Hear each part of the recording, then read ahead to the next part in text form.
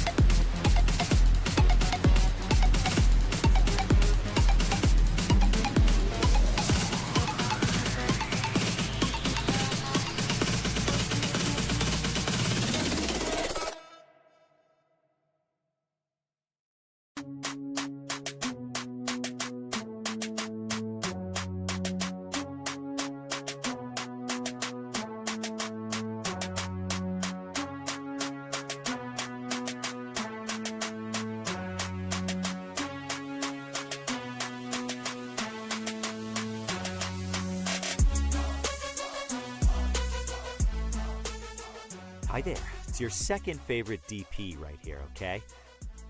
No, that's Deadpool, you silly little Hufflepuff. Anyways, I'm gonna need you to shut up that pretty little mouth of yours and pay attention because the show's about to start, alright? And, I don't know about you, but I know who's my vote for sexiest ex-soldier turned pop culture show host. Alright, enough foreplay, let's get on with the show.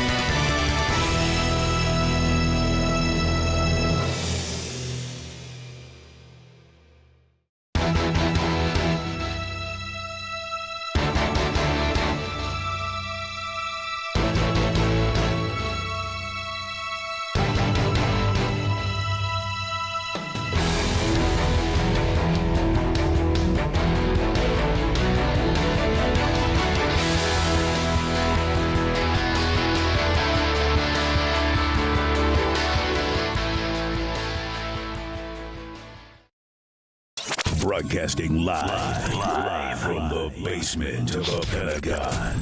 This is WTF Nation Radio.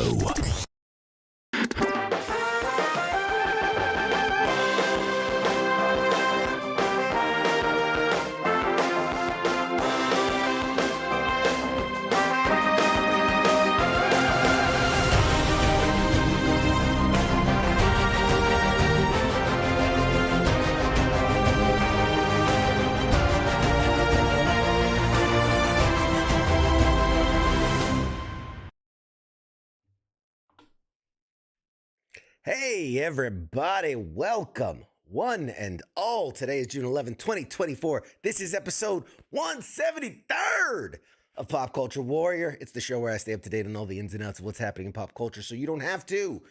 I'm CQ, I'm the Pop Culture Warrior. And joining me tonight is our very good friend. He is a fellow 173rd survivor.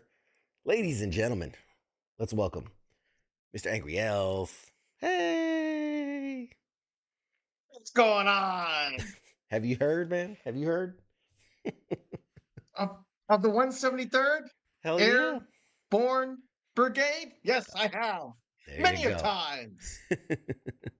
Oh, man. That takes me back. Welcome, everybody. Welcome. Yes. Here we go again. How you guys doing? Hey, Yep. King. Hey, Keith. How you doing, guys? Man, excited. New things look a little askew, a little different, slightly. You see me kind of like I'm off. I feel like I'm off center here. I'm gonna move this around. It's like a view askew. Yeah, I'm still okay. So I talked about this a little bit last week. This is so stupid. In fact, funny enough, King was here earlier, and at noon today, it is 8 p.m. Eastern. At noon today, I completely tore down my entire streaming setup. Completely tore it down. Desk, computers, monitors, everything. And I got a new desk. And it came in. And I was like, well, I got 8 hours to the show. I'm like, that's plenty of time. And so There's never enough time. I built the desk in like an hour and a half or so. And I'm like, still got plenty of time. But then, man, like, because I went from I had 2 monitors to now I have 4.5, technically 5, because the prompter acts as a monitor. So, but it's like this big, so it's not like a big one. But yeah, so I mean, putting it all together and mounting the screens and making sure everything worked and then testing everything and all that. It just took. I literally got done like I don't know, 5-10 minutes ago. And I'm not happy. I'll be honest. I'm not happy with how everything is currently. And we were talking about this before we started, but the camera's not exactly where I want it to be, and I feel like my lighting's a little bit off, and just certain things like you're catching glare in the background here. I know the main shot is catching glare on a couple of the items in the background, so I just gotta tinker. I gotta fix where the lights are. I gotta fix where the camera is, and it's my fault for tinkering prior to the show. I know better, and I still did it anyway because I'm impatient and I'm a child. Yeah. Would it be a pop culture warrior show without some form of technical difficulties? Yeah. Challenges, could one say? Yeah. I don't know. And let me know how the sound is, the lights, the colors, whatever. Just because as much feedback as I can get, I'm trying to make the tweaks necessary. I should have I should have did like a live test, like on a private thing or something. This is just everything connected like 20 minutes ago. I was like, all right, is it working? It's working. Okay, let's go. We'll fix it in post. And like King says, I know CQ, it's going to bother him until he tweaks it. It's already bothering me. Yeah. And then everything went wrong. Like these are my backup headphones, which don't fit the way I like because Apparently, the other one's broke when I was moving things around. So, it's one of the, what we used to call them, struggle streams. It's a struggle stream where Go everything straight. is, everything's a struggle, but that's okay. It's all good. I mean, it, it builds character, CQ. Didn't your mom and dad tell you that? Oh, I don't mind. I don't mind at all. Later tonight, I mean, we have joining us comic book royalty, comic book legend, comic book god among men, Chris Claremont. Like, even if you don't know the name, even if you're not familiar with the name, which shame, uh, but even if you don't know, you know the X-Men. Everybody knows the X-Men. And when you think of the X-Men, you are thinking of an iteration that is directly from Chris Claremont's work.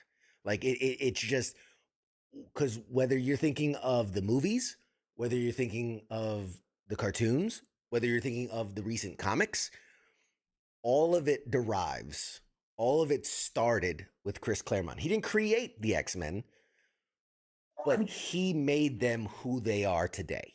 Like it, the list is ridiculous. I went through the list of characters that he created or co-created because he's the writer and then there's the artist.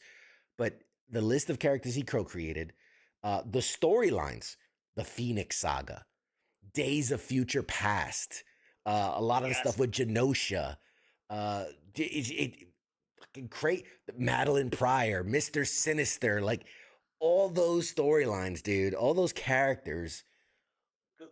Some of the best Wolverine stories Some of the were Chris best Wolverine Claremont. stories. Yep.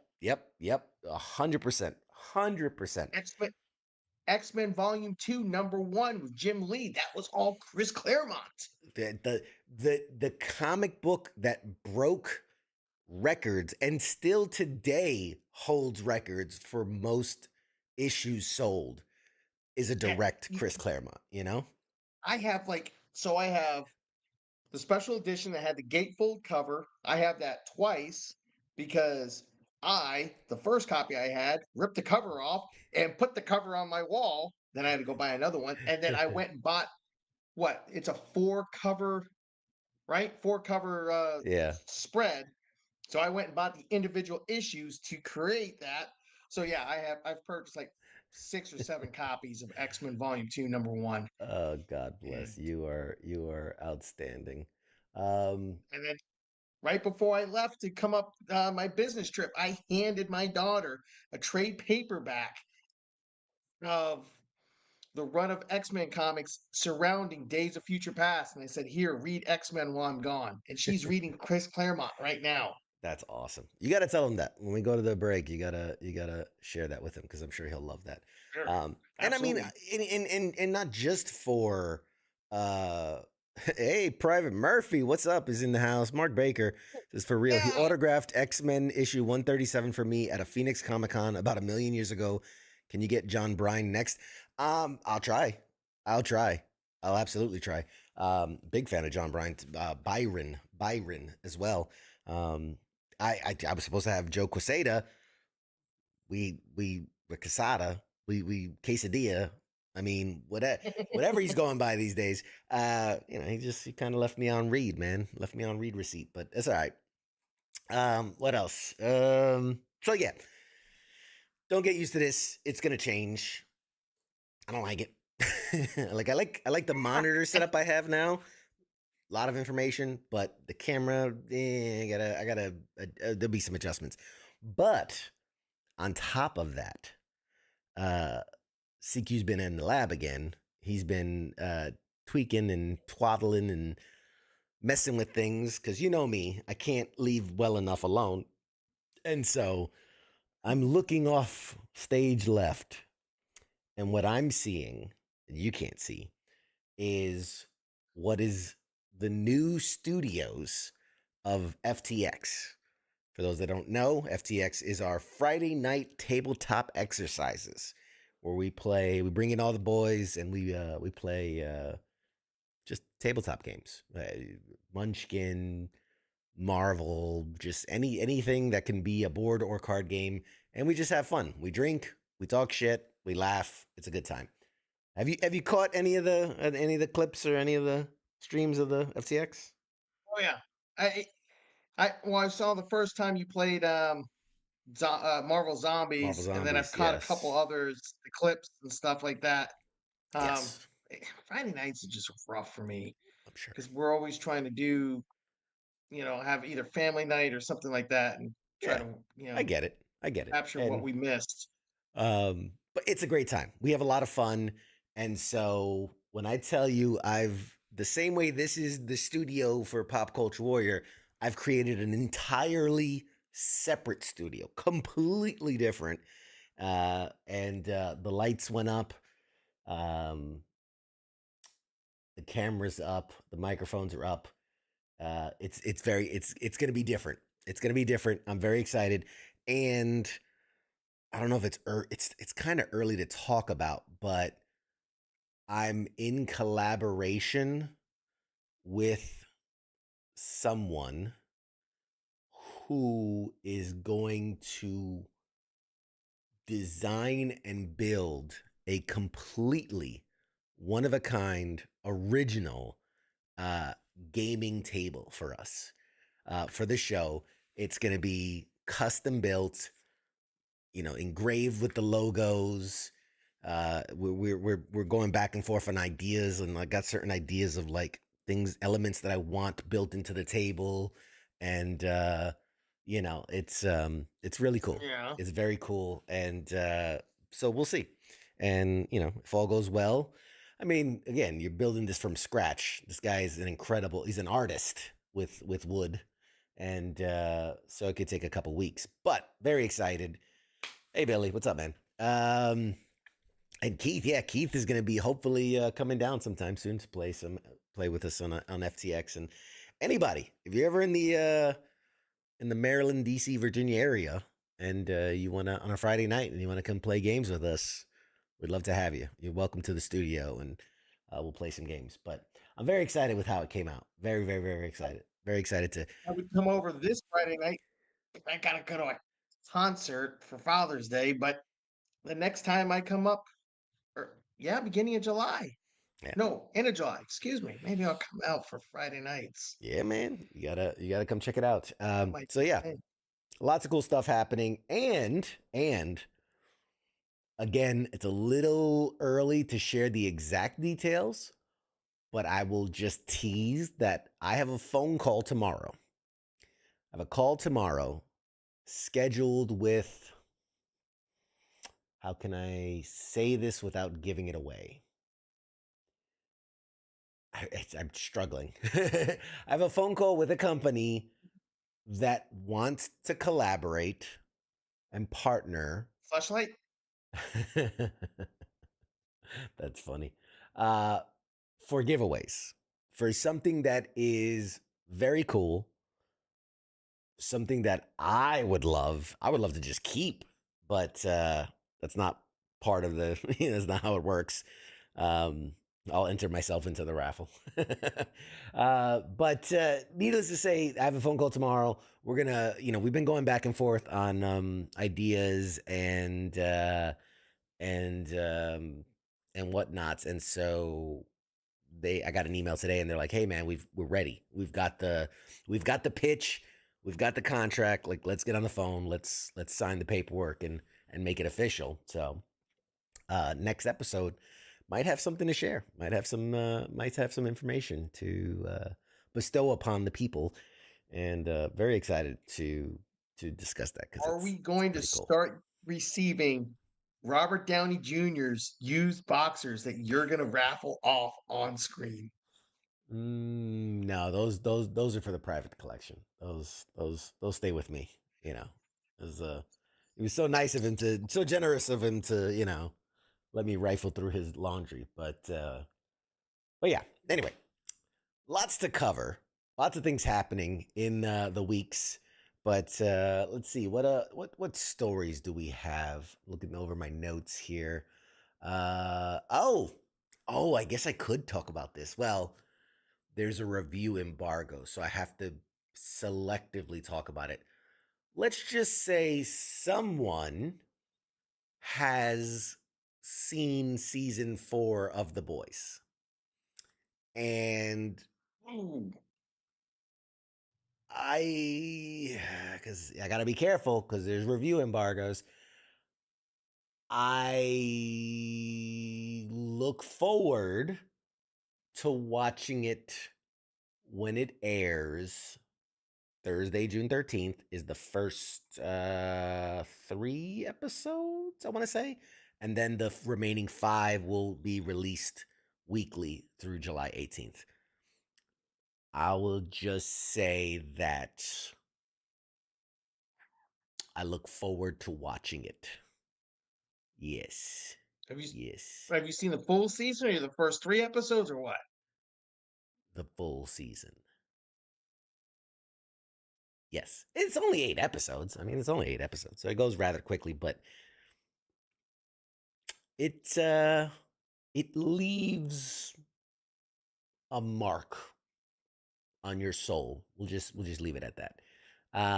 And with that, what has been confirmed, because this is season 4, is that the showrunner Eric Kripke has announced that season 5 will be the last season of The Boys. They are ending the series Yep, I on saw season that. 5.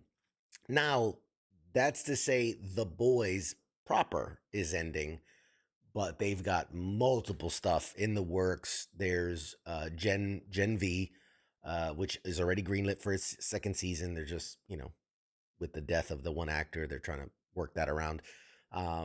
They're Yeah. working The Boys Mexico is another series that's coming. They have some animated stuff in the works. They released a Diabolical 2 years ago, and I think they're doing more of those. Yeah. So there's always something more coming. And I think I can share his exact Walking Dead. quote. Yeah, his exact quote about how they plan to end the show is he says he's always had the plan in his mind, and he teased that the ultimate conclusion will be a gory, epic, moist climax. Those were his exact words on how he intends to end season 5 of The Boys. So Moist. moist, very moist. But yeah. So I don't know. I'm excited. Are you excited to see The Boys season Yes. 4? Yes. I I I'm I'm conflicted because Friday night I'll be at a concert now. I might want to, say, hey, I know you spent a lot of money on these tickets. I'm staying home and watching the boys. Take the girls, go to the concert. I'll stay here, and then I'll be sleeping on a couch in the backyard by myself. Yeah. Yeah. You know what? That Might be worth it. might Just be worth it. saying. Just saying. What else happened recently? We had the Xbox showcase come up recently. Let me pull up. I believe the other thing is, like, I feel like my buttons are now way farther away than they should be. So I gotta move shit around. Let's see if that pulls it up. There it is. So on your screen, Angry Elf can't see it, but on your screen now is the Xbox Games Showcase announcement of 2024. Not a lot of surprises here. I'm always a little disappointed when, like, some of the announcements are like DLC. Like Fallout 76 came out like 3 years ago. Why are we announcing DLC for it? Like, whatever. Sea of Thieves. Why are we announcing DLC? Things like that. But some of the big announcements, like Indiana Jones and the Great Circle or whatever, like, who wants an Indiana Jones game? Really? Who wants an Indiana? There's a Doom game which looks pretty good. Microsoft Flight Simulator 2024. Who isn't excited about that? I mean, for God's sakes, Microsoft. The Doom Give me game looks another good. freaking Ace Combat, please. Ace Combat. Tell me about it. Now, I will say, of all of these that are on the screen, the one I'm probably most excited for, it's a toss-up. Metal Gear Solid Delta Snake Eater. But again, like it's not even an original game, right? It's a remake of a classic. Uh okay, It looks like a so new game. it looks good. It looks phenomenal. But as far as Yeah. new game that I'm excited about, Gears of War E-Day, which Gears of War 1, 2, and 3, probably one of the greatest game franchise trilogies of all time. I think it's up there narratively, story, gameplay, mode, all of it. All of it. Like Call of Duty in its heyday. 4 and 5, it's a lot of the Yeah. same, whatever. I'm excited for E-Day to go back and play kind of the like what it was. Obviously E-Day is the day that the locust first arrived, and to see that from that perspective, like it's like watching what was the one they just announced, A Quiet Place, but like day one, where like where the monsters first showed up and shit. So like it's kind of like that, in fact, we're gonna play the trailer. We're gonna play the trailer for the people, so the people at home can enjoy this. So let's do that now. I'm gonna mute us, and we're gonna play this trailer.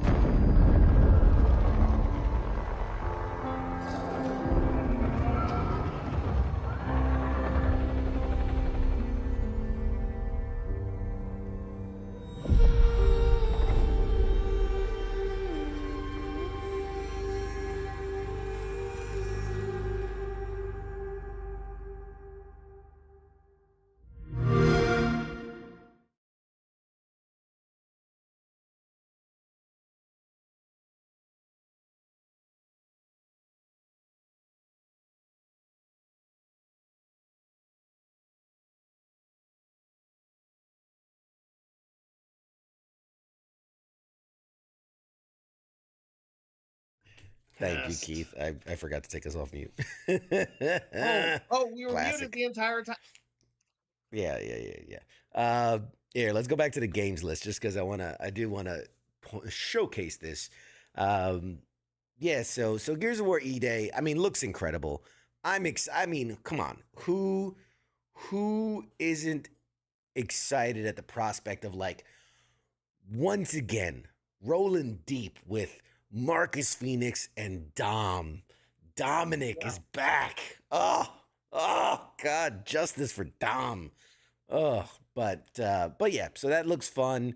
Call of Duty is Call of Duty. I mean, it is what it is. They It's added almost like, getting to the point of like Madden. yeah, it's There's one like for every year.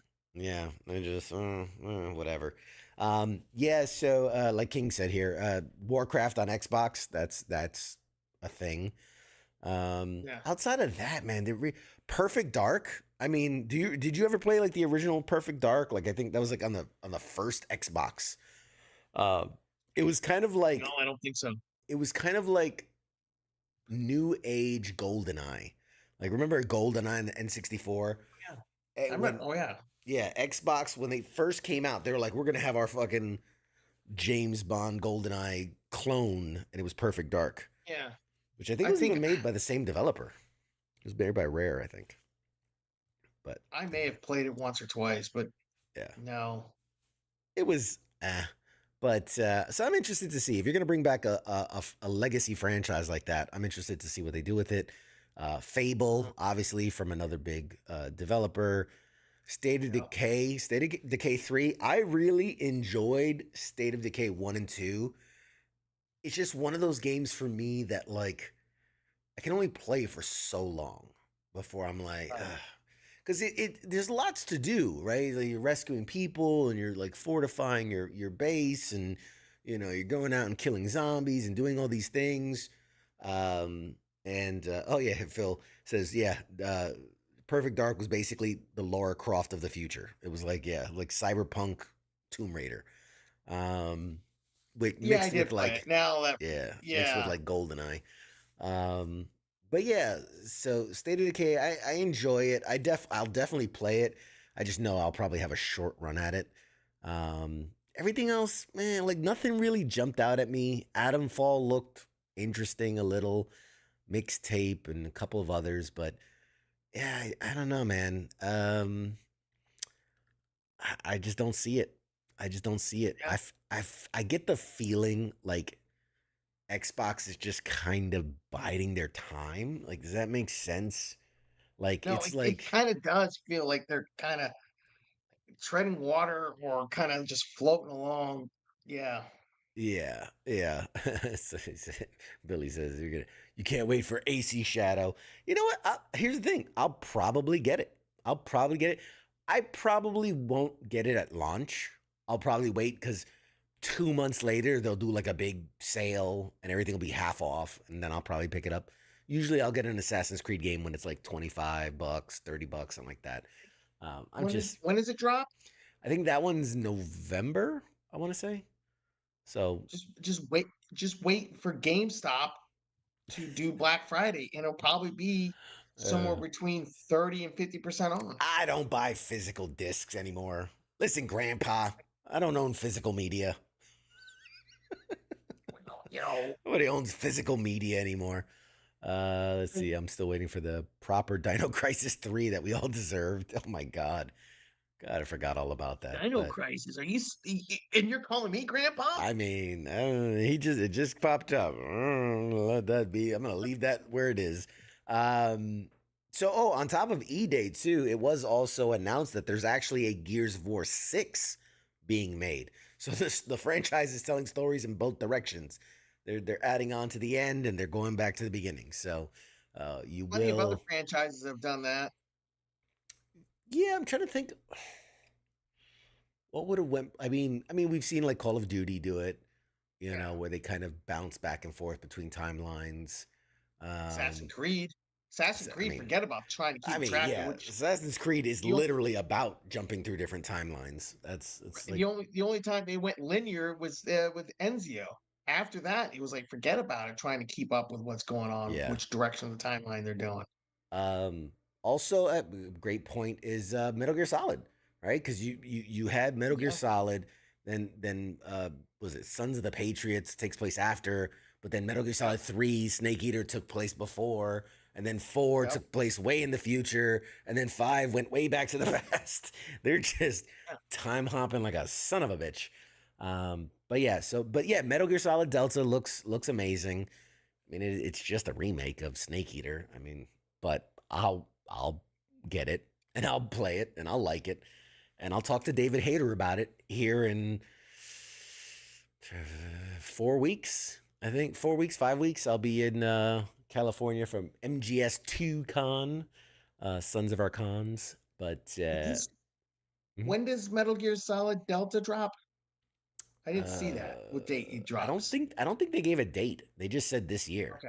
I don't think they gave an actual date. So Okay. keep, May- keep Maybe it drops in a month and it's just a unannounced drop. Like, probably not. Um, probably not.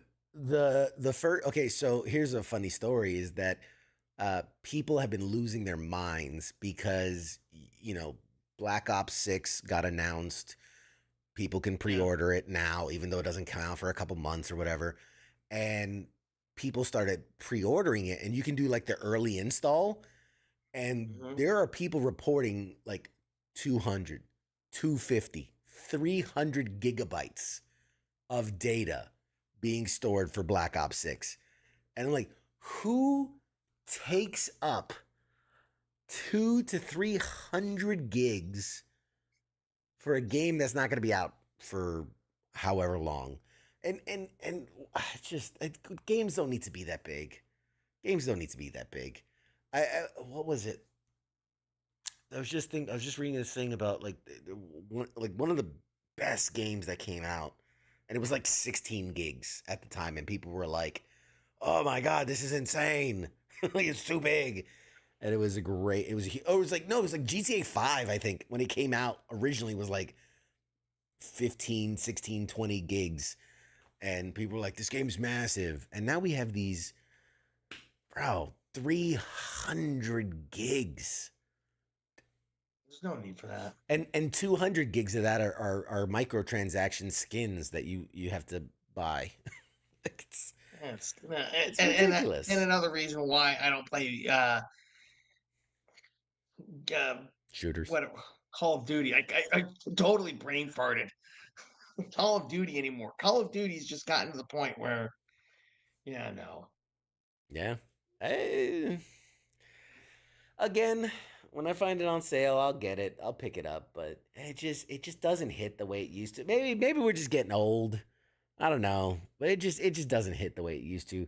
I'll tell you what, man. Mad Mike put me onto something because I started getting. I was like, okay, I need something to play, and I'm Yeah. like looking, and I've got Game Pass and all the other things. So I'm looking through games, and I'm like, just nothing. Nothing seems interesting. Like nothing seems like I want to. Oh wow, I want to play this, or I've heard good things about this. There's just nothing there. Yeah. And funny enough, Mike, who did, God bless him, Mad Mike Mhm. is one of those people that everything is horrible. But once in a blue moon, he'll text me and he'll be like, "Hey, did you see this? This looks pretty good." Didn't play it, didn't read reviews on it. Like he has this intuition. Yeah. And I used to be like, "Dude, you don't know shit." But I tell you what, I started playing the one like games that he would just randomly go like, "Oh, that looks good." He is 100%. Every game he's ever been like, "Oh, that looks interesting," or "Oh, that looks good," has been Yeah. a phenomenal game. The last one he just put me onto was Hellblade. Hellblade. And I'm like, I never heard of it. I never thought about it. You're right. I was like, no review. I played that game, and I have to say, anybody out there that like really likes a good challenge and a good game, like it's not like Dark Souls where like you just want to smash your face into the wall. Like it's a playable game, but like real quick, I'll just tell you, uh, I love it because it treats you as if you're a person who has played video games before. And most games don't do that anymore. Yeah. Like every game is designed like here you accidentally picked up a controller and you've never played a game before. Press Right. A to do that. Like it's so dumbed down. This game, there's no UI. It's just you are in the world. Like the game Mhm. starts, you're just like paddling. There's this chick, and you're like paddling down this river, and then you get off the boat, and like I was waiting for the game to tell me to do something, and she's just standing there, and I'm Right. like, what the fuck is going? And then I push up, and she starts walking. I'm like, holy shit, the game didn't tell me follow this icon or do this thing. I walked, and there's a path, and you walk down the path, and you get attacked.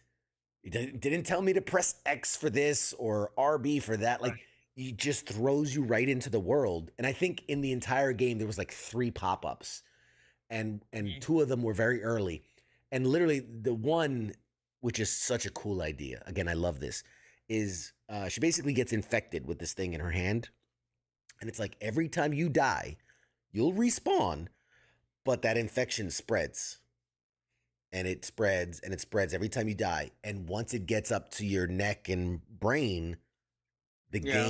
the game basically deletes itself. You start over. Like you die, that's it, game's over. And you can't reload a save. Like you have to go back to the beginning and start over. So it makes the game so like it means something, right? Like now you're like, holy shit, like your butthole puckers when you see an enemy come, and then they throw enemies at you. Like there's times where like, because it's like dueling, like you're fighting with swords and shit, and all of us, and then like I think it's Spider-Man, right? When you're fighting someone in Spider-Man, and then like the little fucking warning comes, there's an attack coming, and you can counter, and like you don't even Yeah. see where it's coming from. This, like, the enemies will surround you. You can't see behind you, and they'll just smack the shit out of you from behind and kill you. Like, so you have to constantly be like moving and looking behind and like trying to Yeah. block and attack and all. There's no, like you have to watch their body movements. So like when a guy kind of goes like up, oh shit, block, right? Because there's an Right. attack coming. So you really have to pay attention to everything. You have to pay attention to the people who it's a dope ass game. It's a dope ass game. And I love that, like, I really had to figure shit out. I like, because it'll tell, like, you'll just be in an area and all of a sudden it's like a fire puzzle, and but there's no instructions. It's just there's a torch there, and then there's like a hole over there, and then you're just like like, and you just have to figure it out. And man, I really enjoyed that game, because it was just, it's been a while since I felt something, and this game made me feel something. And it's also a beautiful story, and she's on a revenge quest and trying to get her lover was killed, and so she's now like storming the gates of hell to like get him back, and it's like a whole thing. It was good. So And you yeah, say you felt something. I felt something. You felt it right here. I felt Was it? right Was it heartburn. I, right I got here? I got heartburn. Heartburn. Yeah, You gotta I stay got away heartburn. from those buffalo wings, man. I'll tell you, every time. Does it to me every time. What else? I should probably keep this open because I know we have a guest joining later. Where is? What? Sorry, I got distracted. What? What about the new little announcement from Deadpool Wolverine? Which? Oh, that's that. What's her name's not in it. Oh, who cares about Taylor Swift? No, I'm Like, talking about what's the little trailer they did, and at the end of the trailer, you see the someone in red and black the with lady high heels legs? on. Come, Yeah. Yep. yeah, Yeah, I mean it's been known for a while that Lady Deadpool's in it, and I'm dollars right. to donuts. It's gonna be Blake Lively. I mean, it just Oh makes yeah, oh, sense. It just makes sense. no doubt. It's Now, just what one I of want to those know things.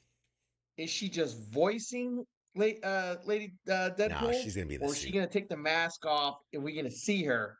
She's gonna be in the suit. Like if you're Ryan Reynolds and you're Right. married to, and you know how much he loves being in that suit. He's in that suit every chance he gets.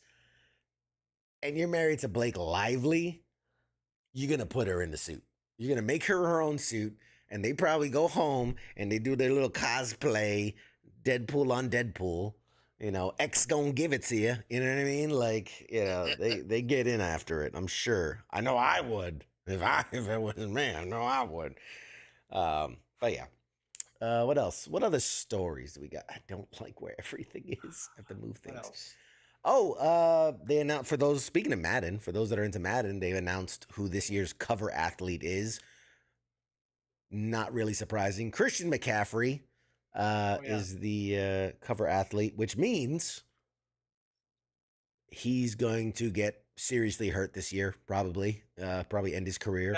Seriously hurt or have a completely bad season. Or One just a of the bad two, season. if not Don't both. draft him. Don't draft him. I'm in a fantasy football league, and we just had this joke, and God, please, I hope it's a joke.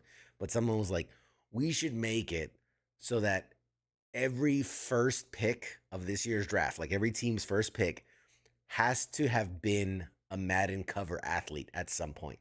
You know, Are which you like kidding me? yeah, which is just horrible because that leaves you with like Odell Beckham, which who's gonna draft him first pick? Because outside of Christian McCaffrey, it's like the quarterbacks. You have Patrick Mahomes and I think was it Rob Gronkowski and Brady. Like, is there even anybody still in the league that's been on a Madden cover? But anyway, so yeah, that's it. In other news, in gaming news, Division 3, which I'm a big fan of the Division series. Division 3 is officially starting development soon. So 3 years from now, we maybe see a game if there's still Maybe. a company by then. I don't know. Um, and the final bit of game news, which I know some people out there are going to get this, but there was a patch for Alan Wake 2 recently. Yeah, Uh-huh. I'm excited. I'm excited. There's a photo mode in Alan Wake Ooh. 2. Yeah, that's real. But in all seriousness, they also dropped the DLC, which was called like the Night Springs DLC. It adds like 3 new chapters to the game. Um, so for anybody been watching for a while, there was a month or so that I was just addicted to Alan Wake 2. I might have Remember? I might have canceled a show just so I could play. I don't know. I don't remember exactly, but it's all a blur. I remember. But but that was a that Pepperidge was a Farm remembers. that was a good Pepperidge month. Farm remembers. That was a good month. I enjoyed that month.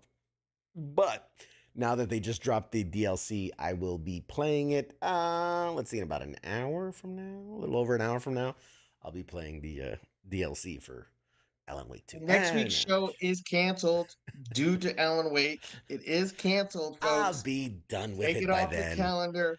It's a It's canceled. DLC. I'll be done with it by then. Calm down. Calm down.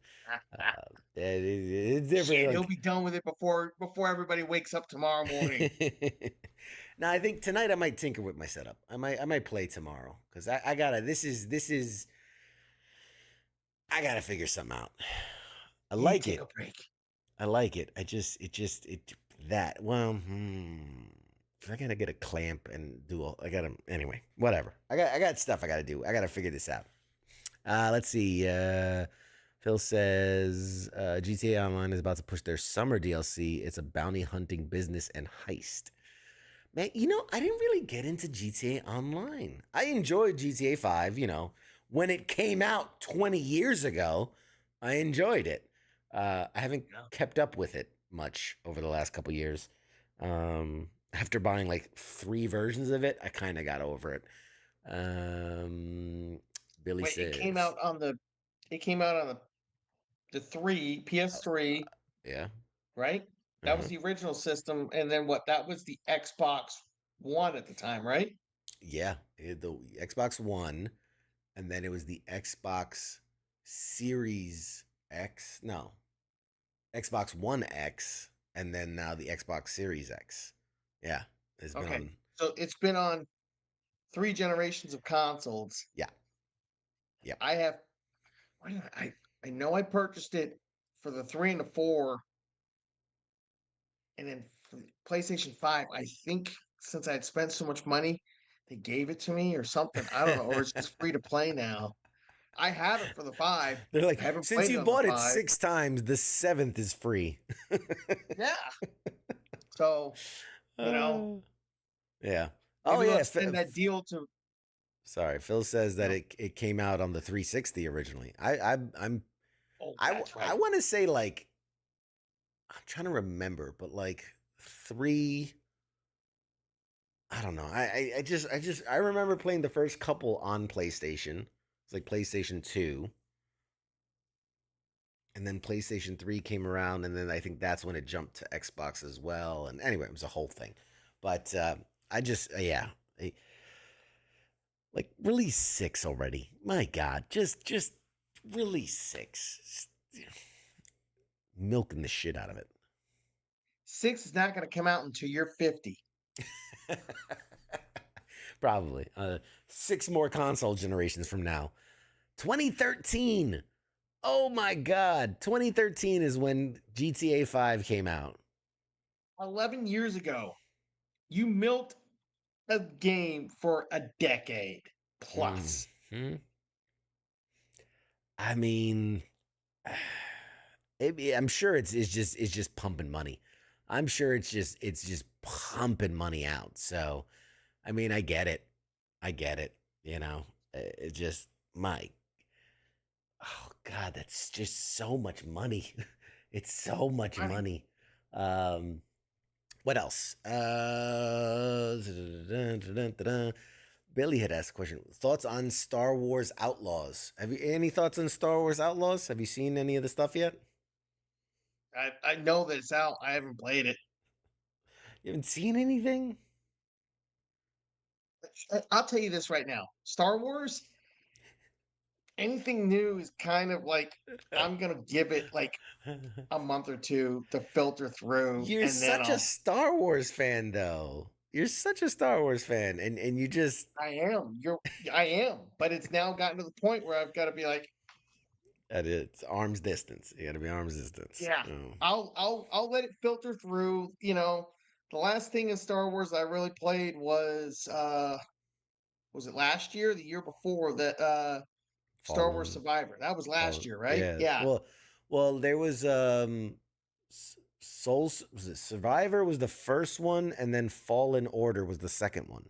There was a sequel. So I don't know if you did you play the first one or did you play the No, second I one? played the I no, I played the two. Oh yeah, I've played the two. yeah. Fallen Order was the second one, which I enjoyed. I thought they were really good. I thought they were really Oh, good. they Cal were good Kestis. games. Hmm? Yeah, I like it. I mean, I'm all over it. But no, there was just something about it. What is it? Is it on console? I I, can't remember. I think so. Right now, this is why I have multiple windows now. I can do this. Let's see, Okay. Star Wars Outlaws, uh, video game. Yeah, obviously. Xbox, PS5, PC, and more. Ubisoft game. Let's see what they have Oh, there's here. a red flag. Available August 30th. I mean, it looks pretty. Yeah, it looks pretty. If you're willing to take the risk, the galaxy is full of opportunity. You know, Experience the first ever open world Star Wars game set between the events of The Empire Strikes Back and Return of the Jedi. Explore distinct locations across the galaxy, both iconic and new. Risk it all as Kay Vess, a scoundrel seeking freedom and the means to start a new life, along with her companion, Nyx. Fight, steal, and outwit your way through the galaxy's crime syndicates as you join the galaxy's most wanted. The oh, yeah, I know this open game. world wasn't Yeah, like what was it, Old Republic? Wasn't that an open world game? I mean, technically. yeah, but Old Republic was not well. Old Republic was a MMO, Yeah, yeah, that's true. and then, but that was an online service game where everybody, yeah, kind of like World of Warcraft. There was Knights of the Old Republic 1 and the Knights of the Old Republic 2, but those Yeah, games are like 15, 20 years old, way more, pushing. way more, way They came out. more. I remember I played Knights of the Old Republic on Xbox. Xbox, the I remember original being a Xbox. kid playing like the legacy Knights of the Old Republic. It was the legacy edition. It had already been out for like whatever, Yep. 10 years or whatever. Shoot, I have those games on my iPad that That's I can true. play. In fact, I played Yeah. Knights of the Old Republic again on my iPad 10 years ago. Yeah. So, So let's see. yeah. I mean, those are good games. It says explore an open world with new and iconic locations. Experience unoriginal scoundrel story. Embark on high stake missions. Engage in dogfights as you travel the outer rim. Oh, look, there's pre-order Yeah. bonuses. What? No way. And a season Yeah. pass. Oh, Well, no, goody. now I do remember this game, and the reason is there is a mission involving Jabba the Hutt that's one of the pre-order bonuses, and Mm, now remember people got upset because a mission involving a character like Jabba the Hutt is locked behind yeah. a pre-order bonus. It's probably going to be one of those that like it's early access when you pre-order it or Yeah. whatever, or you get the season pass or something, and then Hmm. later on down the line they'll release it and open it up for everybody else. But it's like this is one of those games where no, I'm not. I'll play as a Jedi. I'll play as a clone, but scoundrel. Ah, Oh come on. wait, You gotta spread your wings. You gotta try new things. And I've said this before, and I'll say it again. I yeah, have such disdain for companies that make a game yep, and market that game and sell that game and then go, "Ooh, if you give us extra money, we'll give uh-huh, you day one DLC," which I'm like, it's not day one DLC. It's a piece of the game that you put behind a paywall. yeah, Release what you've made. If you want to make more shit after the fact and release it as DLC, God bless. I'm going to get the Alan Wake 2 DLC, which came out. It's been a couple months since it came. That's how DLC should work. But if you yep, told me experience Alan Wake 2's, side story day one, like, then it's fucking part of the game. It's not DLC. It's yep. available. It's there. You're just being a dick about it. So anyway, I get I get so mad. I get so Well, angry. it's like the Spider-Man 2 game. Everybody's assuming that there's a DLC because the first game from 18 had 3 DLCs, but that game dropped in September of that year, and by Christmas we had all 3 of the DLCs. They Mm, dropped like every 2 weeks or whatever between Thanksgiving and Christmas or whatever it was. With the second game, that game released in September or October of last year, and they haven't. The only thing they've dropped is a Something new. couple of New costumes, suits. Yeah. skins, and it's like, dude, give it up. This whole freaking wet dream that they're actually going to do a DLC. We got what we got, and I've I completed the game. I'm done with it, and I was like, well, Hang on one second. We're gonna jump to a break because I gotta take this call because I'm guessing it's one of our people. So hang on one second. We're gonna go to a break. all right.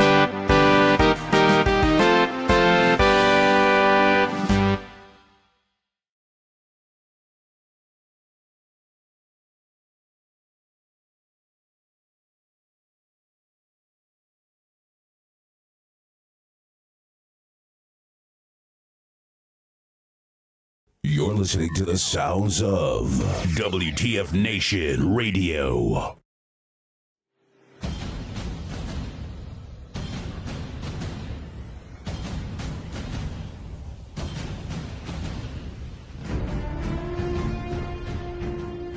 Hey, you there?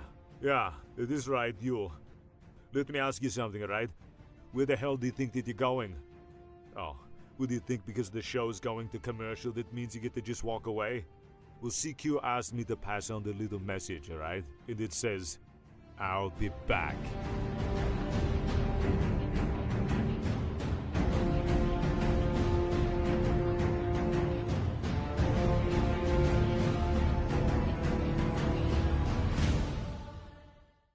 After all I've done, do you love me now? Do you love me now? After all I've said, running through your head, do you love me now? Do you love me now?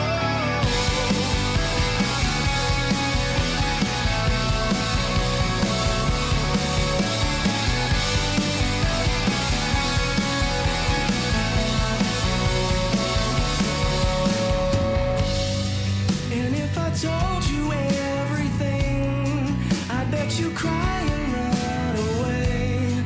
'Cause with all the lies I keep, made you believe this was me. The truth is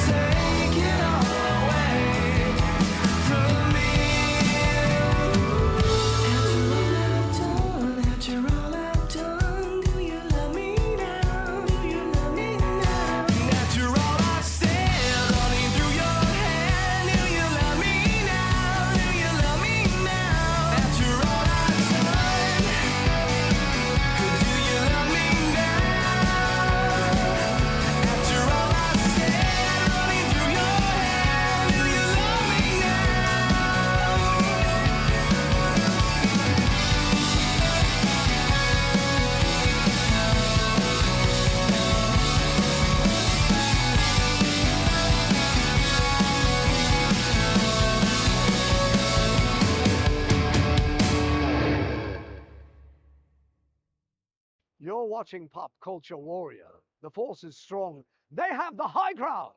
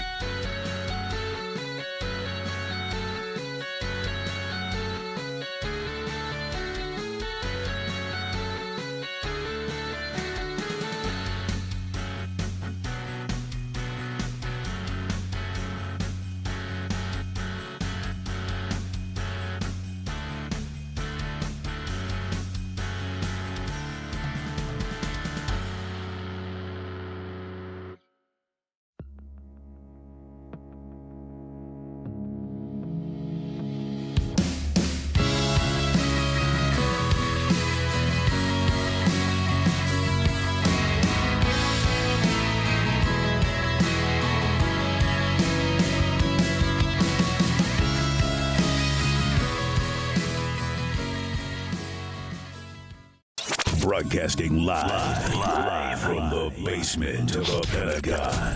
This is WTF Nation Radio.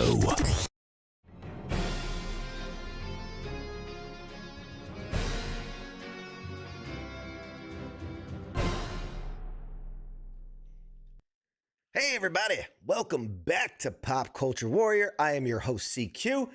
Tonight, you've all been waiting for it. It's here. It's now. The time is now. Tonight, we have a very special guest on Pop Culture Warrior, a man who needs no introduction in the world of comic books. He's a legend, a visionary, and the creative genius behind some of the most iconic characters and storylines in the Marvel Universe. His initial, unbroken 17-year run on Marvel Comics' The Uncanny X-Men is the stuff of industry legend. During that tenure, he took a lackluster series and transformed it into the dominant, best-selling title in the industry. His run culminated with the launch of the new title, X-Men, the first issue selling over 7.6 million copies. No one's ever come close to breaking this record. Unbelievable. It's huge. From revitalizing the X-Men to creating unforgettable characters like Rogue and Psylocke and Kitty Pryde and a million other ones, he shaped the comic book landscape like precious few others. His narratives include things like the Dark Phoenix Saga and Days of Future Past. They've not only been captivated comic book readers, but have also made their way into blockbuster films and TV shows. Basically, if you've ever heard of the X-Men, you have this man to thank. He's a master storyteller, a passionate creator, and an inspiration to many. Please join me in welcoming the uncanny Chris Claremont to everybody. Yay! Good evening. Just to be a Please. just to be a trifle picky, it's 7.8 million. How dare I? How dare I? 7.8. 7.8. I stand corrected. First of all, thank you for being here. It is an honor as a longtime comic book fan, as an X-Men fan. I mean, the fact that we could sit here and have this talk and just kind of geek out about the industry and everything, it means the world to me. So thank you for being here. I really appreciate it. The honor and the pleasure is mine. Awesome. We're gonna start off with like we do with every interview. Hit us with, and I know because we've talked in the past about this, but I want the people at home to know this. What is your military connection? Complicated? Well, there was this big war a long, long time ago in a continent not so far away. And living in the UK, my uncle was in the RAF. My father was in medical school, RAF medical school. And my mom got stood up on a date one evening, and she was walking home and she saw this beautiful, beautiful photograph, painting almost, of a Spitfire just roaring up through the sky. And her instant reaction was, I want to fly that plane. So she went into the recruiting office, and the recruiter quietly waited until she had signed the she'd signed up before telling her that girls were not allowed to fly. But since my mother was a university graduate, she could run a radar station or be in a radar station. So she spent the next couple of years on the South Coast on a radar station. As I find myself saying it, not to make people upset, greeting day visitors from across the channel. But they were very careless visitors, and they would leave litter all over the place. So she would help call up the local, shall we say, constabulary to fly up and remonstrate with them. And this went on for a while. And after the war, my father graduated medical school, and you know, my uncle was severely wounded. He recovered, but everybody, put in their bit. And then we came over here on what we thought was a visit because we had family over here. And the next thing we knew, my father had signed up for the army. This was post Korea, and doctors were seriously needed. And the next thing we knew, he was an officer in the Army Medical Corps, and he served 4 years. Most of it at Fitzsimmons Army Hospital in Denver, and to get his citizenship the old-fashioned way, you did Earn your it, duty, yeah. and that was that. Nice. And so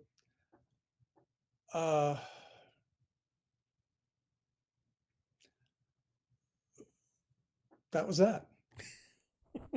Well, I mean, obviously, we so grateful for their service. Obviously, everybody that's put their time in and raised their hand and done it. It's been, it's a part of a long legacy. So that's amazing.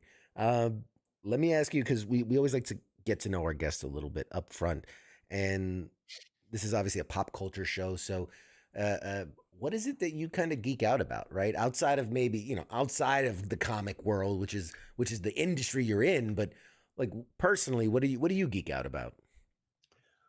Well, it's interesting because I started university with a focus on um, international relations and political theory, which was a very interesting. Uh,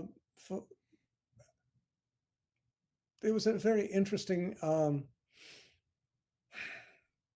course orientation in the late '60s, and but I went from there into theater, which was my other love. And what I failed to notice all along was that what I did when I wasn't doing anything else was right. And the next thing I knew, I was earning a living as a writer, which, as everyone knows, it's almost as impossible as earning a living as an actor, which is almost as impossible as earning a living as a political theorist. So who knew? And that I just, I've my grandfather, who himself skipped out of Russia about 5 minutes ahead of the Tsar's secret police. We're a very exciting revolutionary family, evidently. Would always ask me, when would I earn a substantial job? And my reply was always, when this one would stop paying. And it never did. So that was the better part of 55 years ago, which is terrifying when you think about it. I just always incredible. wrote, and it was always fun. And what I did when I wasn't writing was go to theater, hang out with friends.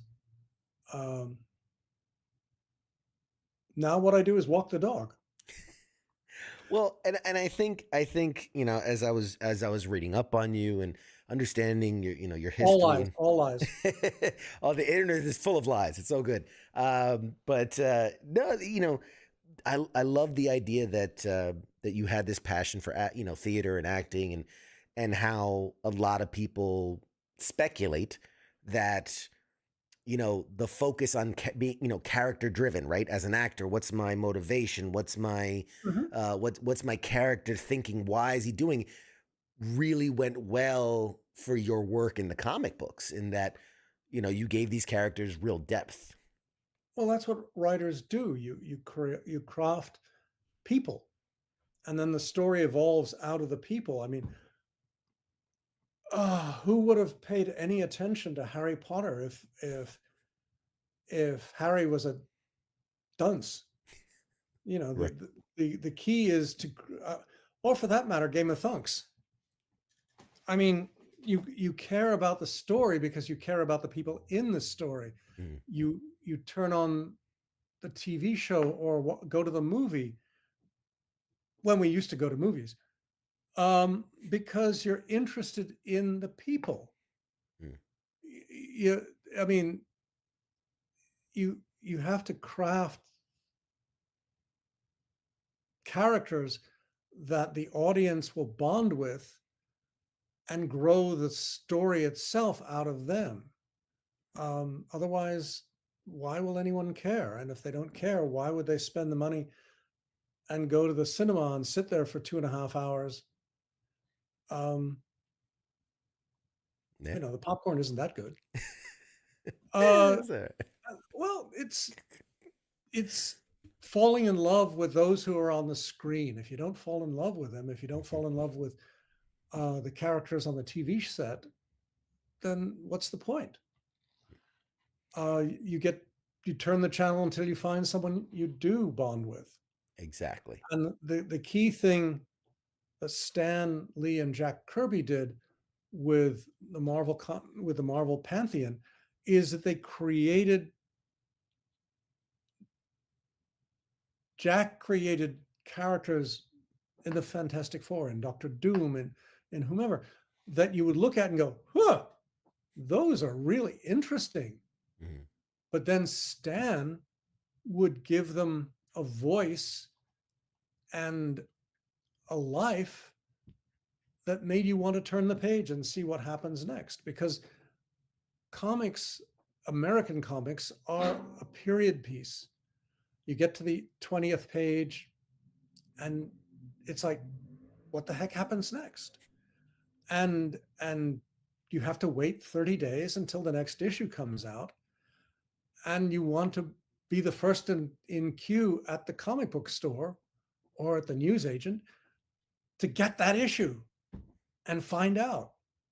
And that's what always, for me, that's what made the X-Men so much fun. And especially in the first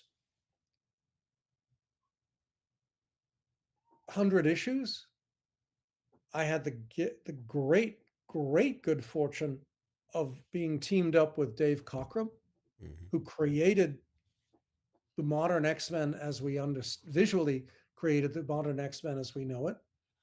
And then John Byrne, who took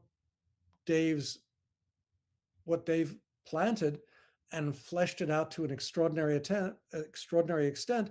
And then the incredible good fortune of having Dave come back on the book for another 25, 30 issues. And then we topped it off with Paul Smith.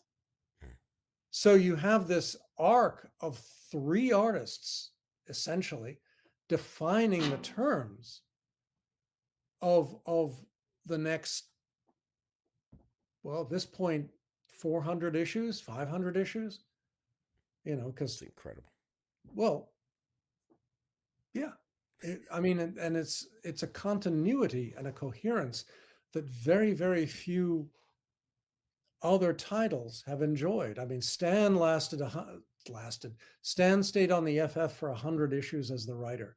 Jack stayed on it for 100 issues as the artist.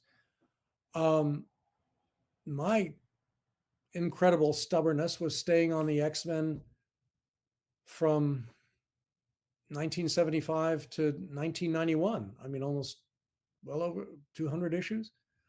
And then I kept coming back over the next 40 years. So go figure.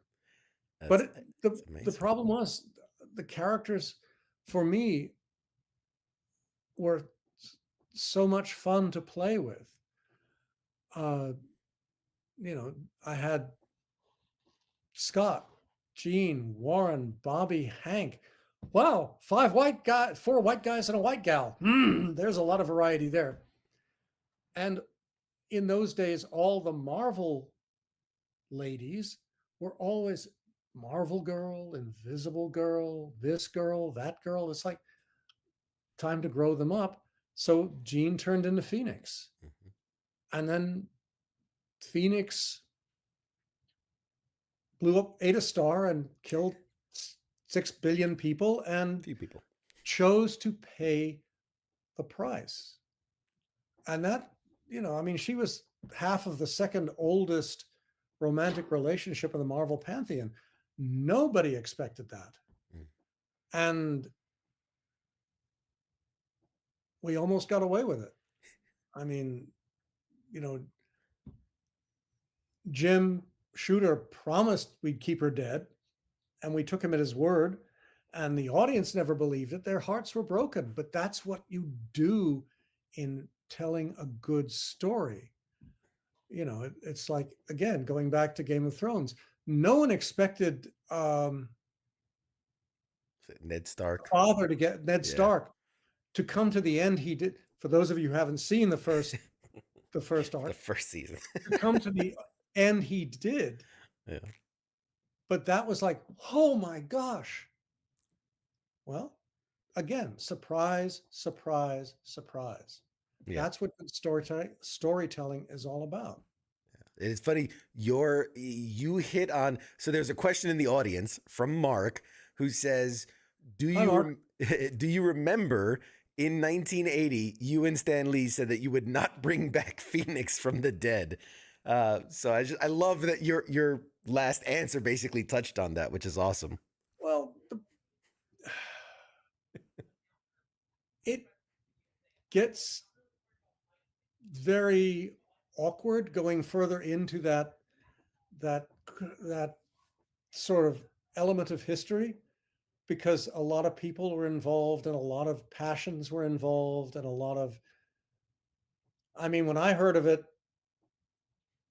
when I heard the news of her resurrection, I was in the middle of a plot dinner, and I jumped up and ran back to the office, but it was Friday and the office was locked and Jim Shooter had already gone home.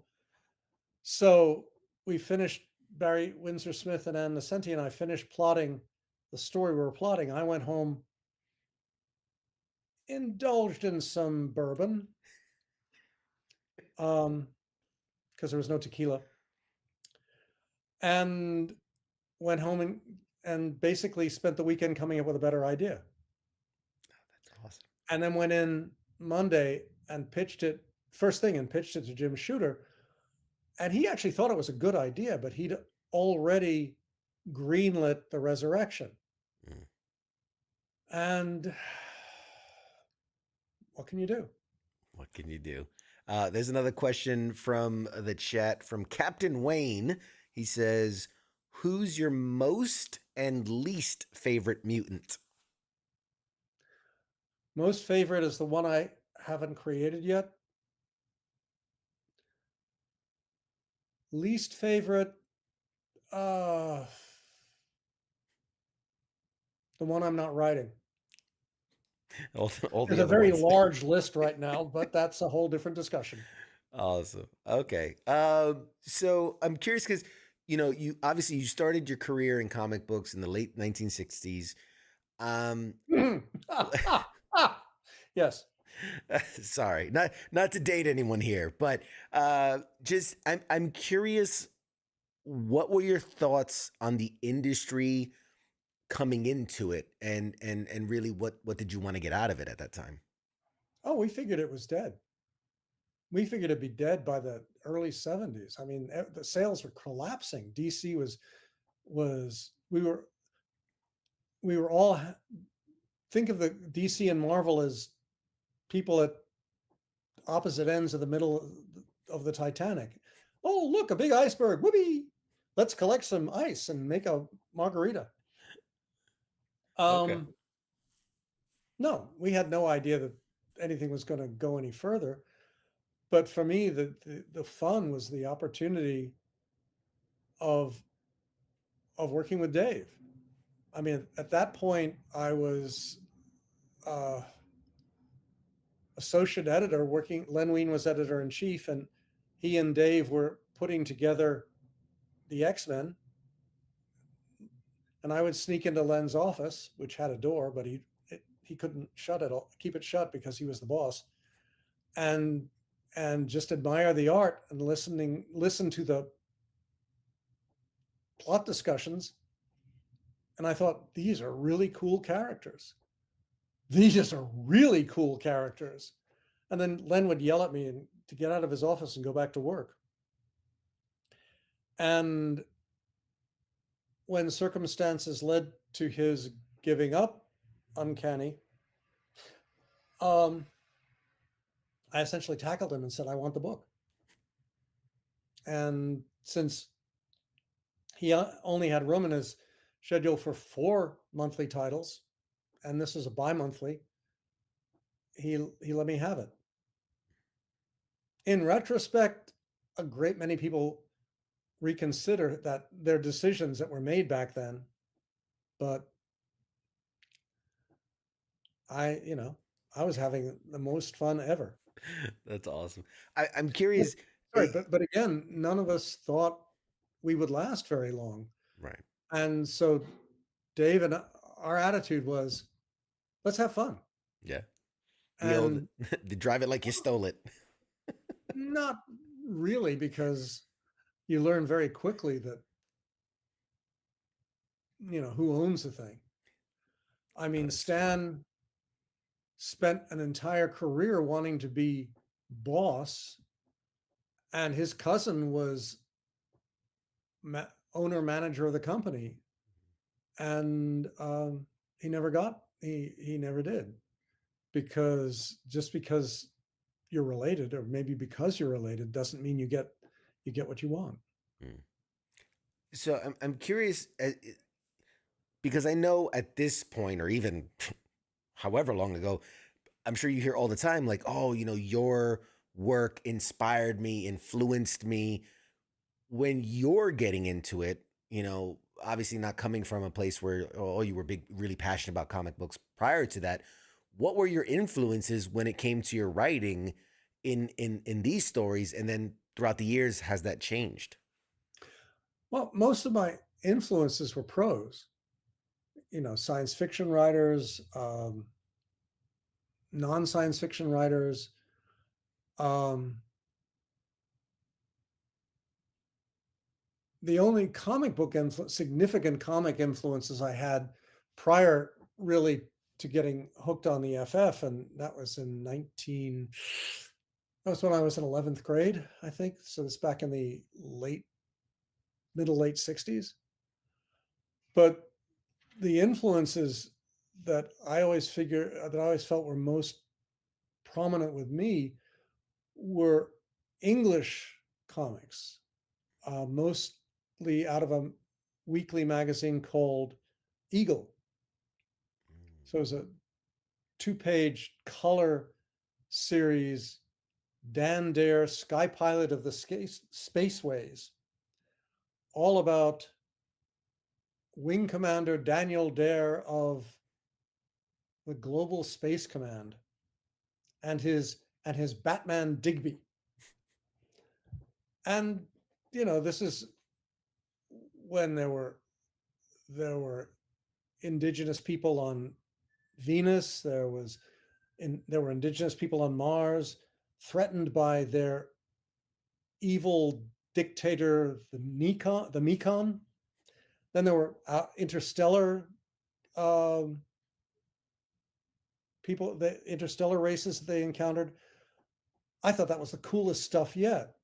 And then another was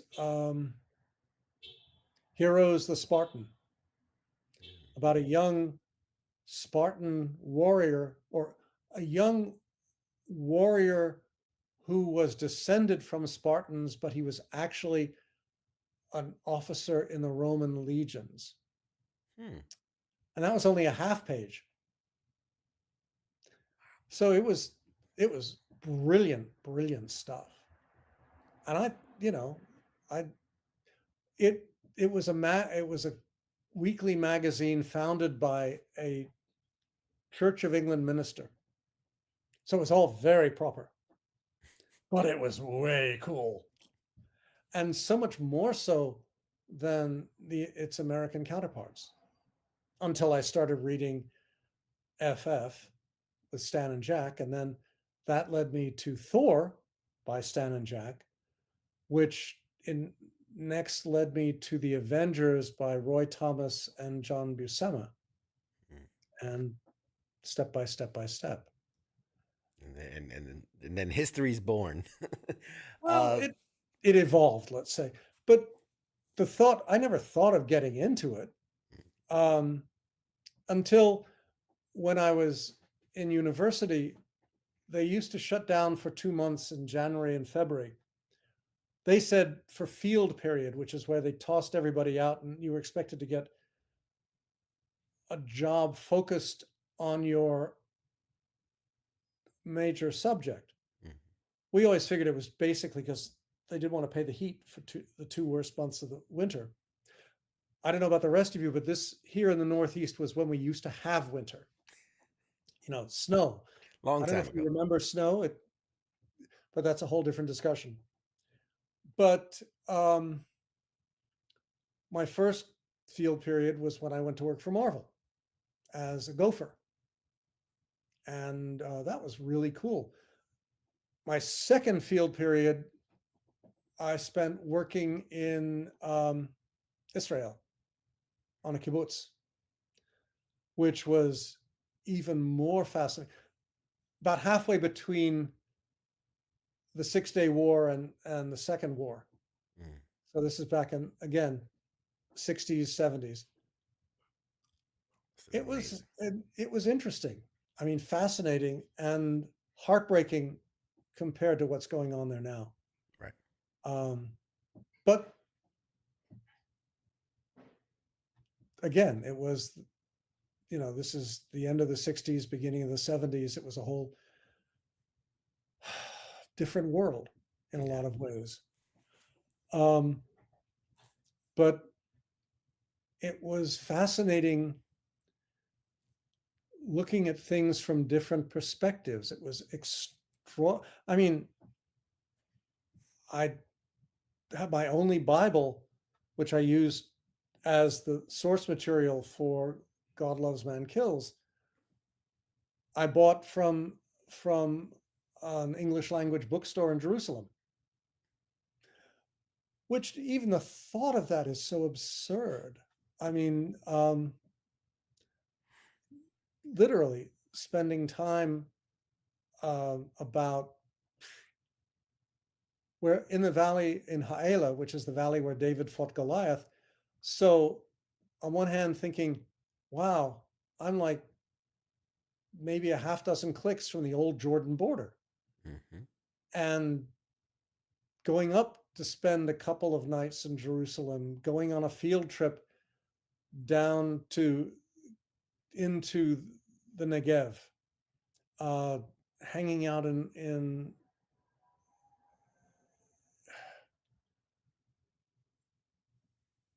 just roaming around the center of Israel and thinking this is a whole different reality, except especially from when back home Kent State's happening.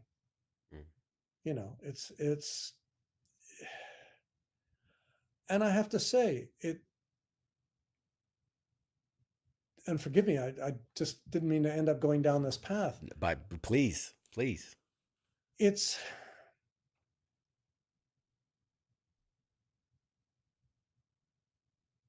sitting in 8th grade maths class and having someone run in and say they've just shot the president, and we're all going, what are you, an a-hole?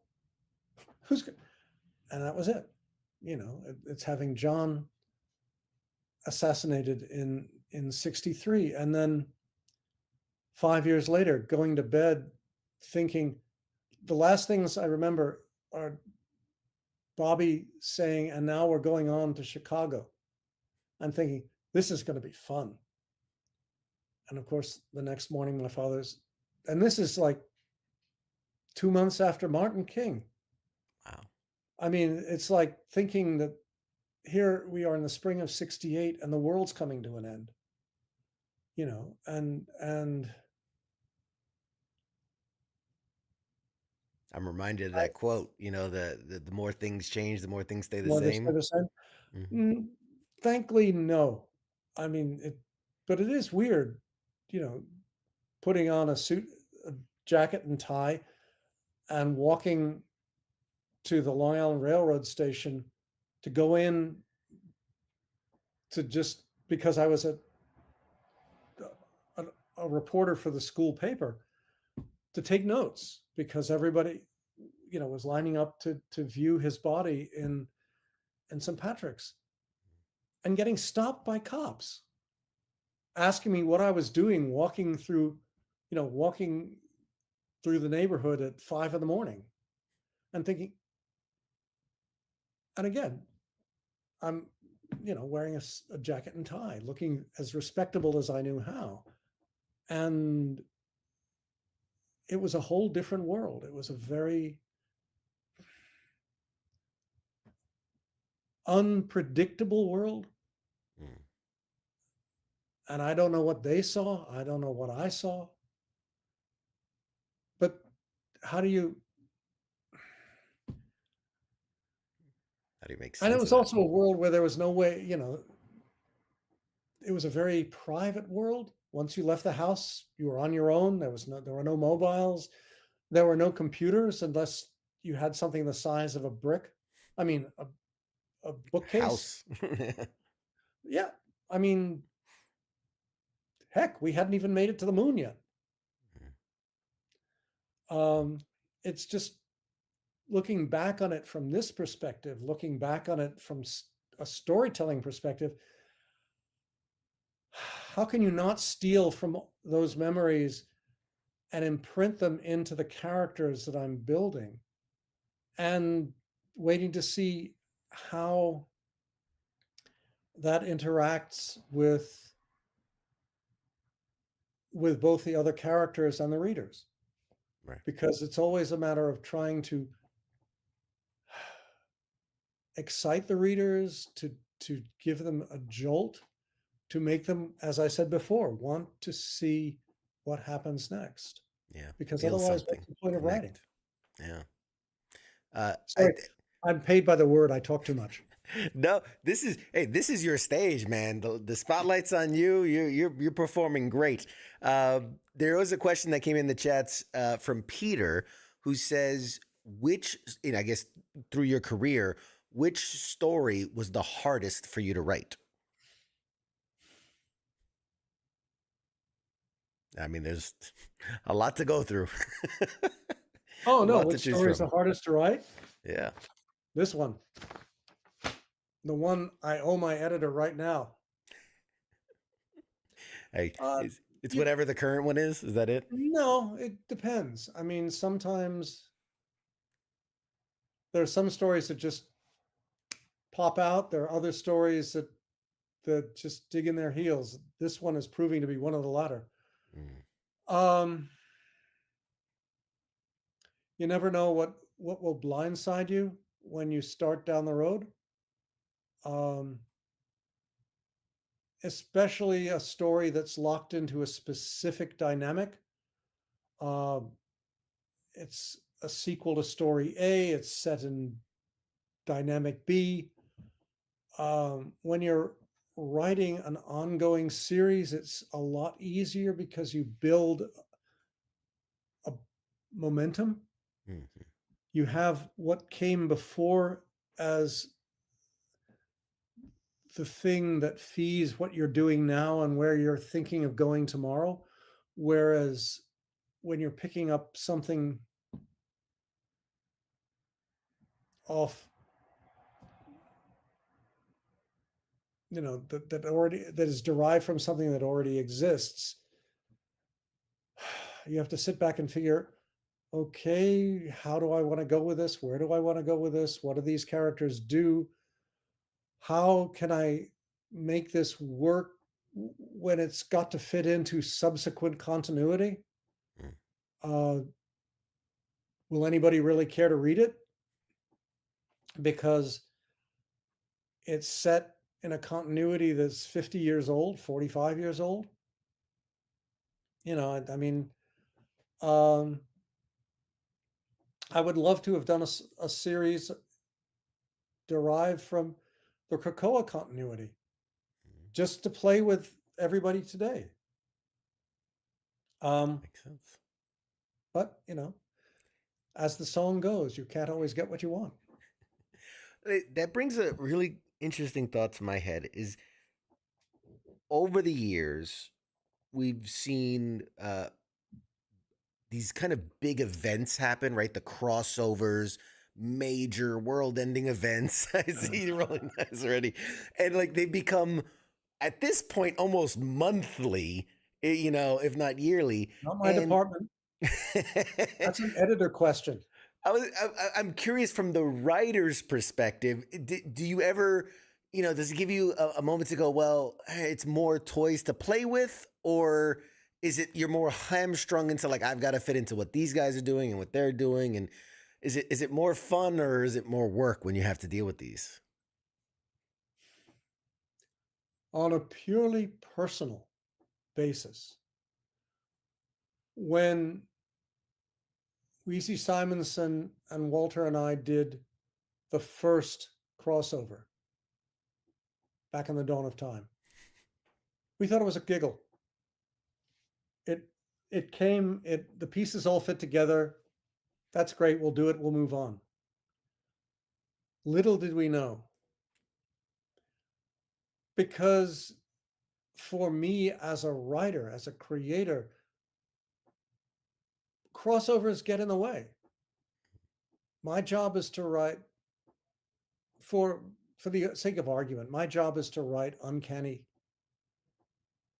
My job is not to team up Uncanny with the 10 other titles in the line. Mm-hmm. I don't want to I don't want to have to read a series that requires me to read the other 35 books in the arc, because A, it's too much money, and B, I'm not interested in those books. I'm interested in this book. Why can't I read this book? There was a series that I was reading, and an issue ended on a cliffhanger. So I bought the next issue. No reference to the cliffhanger at all. Of course. I went, what the Dickens? Because the cliffhanger had been resolved 4 issues to the left, because it was moving laterally, not vertically. Well, forgive me. That means I have to shell out $200 a month to buy all the books so I can keep track of all of this. No, with all due respect, that's too much money. Yes. If they're good enough for me to earn their respect, that's one thing. For me to choose to want to read the next, I chose to read Thor because I loved Stan and Jack's work on FF. But for someone to do a series or to do a story arc that requires me to read FF and then Thor and then Avengers and then Iron Man and then Doctor Strange, in sequence, no, that's where do I learn about the characters in the series that I'm interested in? Right. Yeah. That it makes life as a reader far too complicated. Yeah. And it is the way comics are done now. But for whatever, and whether it makes any sense or not, I disagree with it, because that should be the reader's choice. The creators should present a book that in and of itself makes the reader jump up and go, I gotta read this book. Yeah. I mean, forgive me for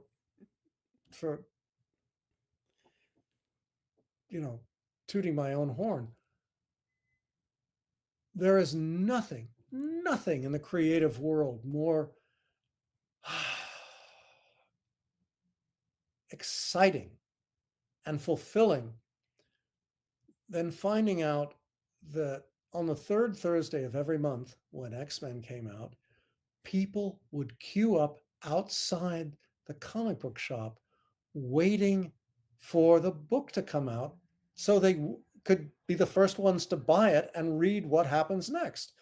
I mean, Holy cow, that is as fulfilling Mhm. a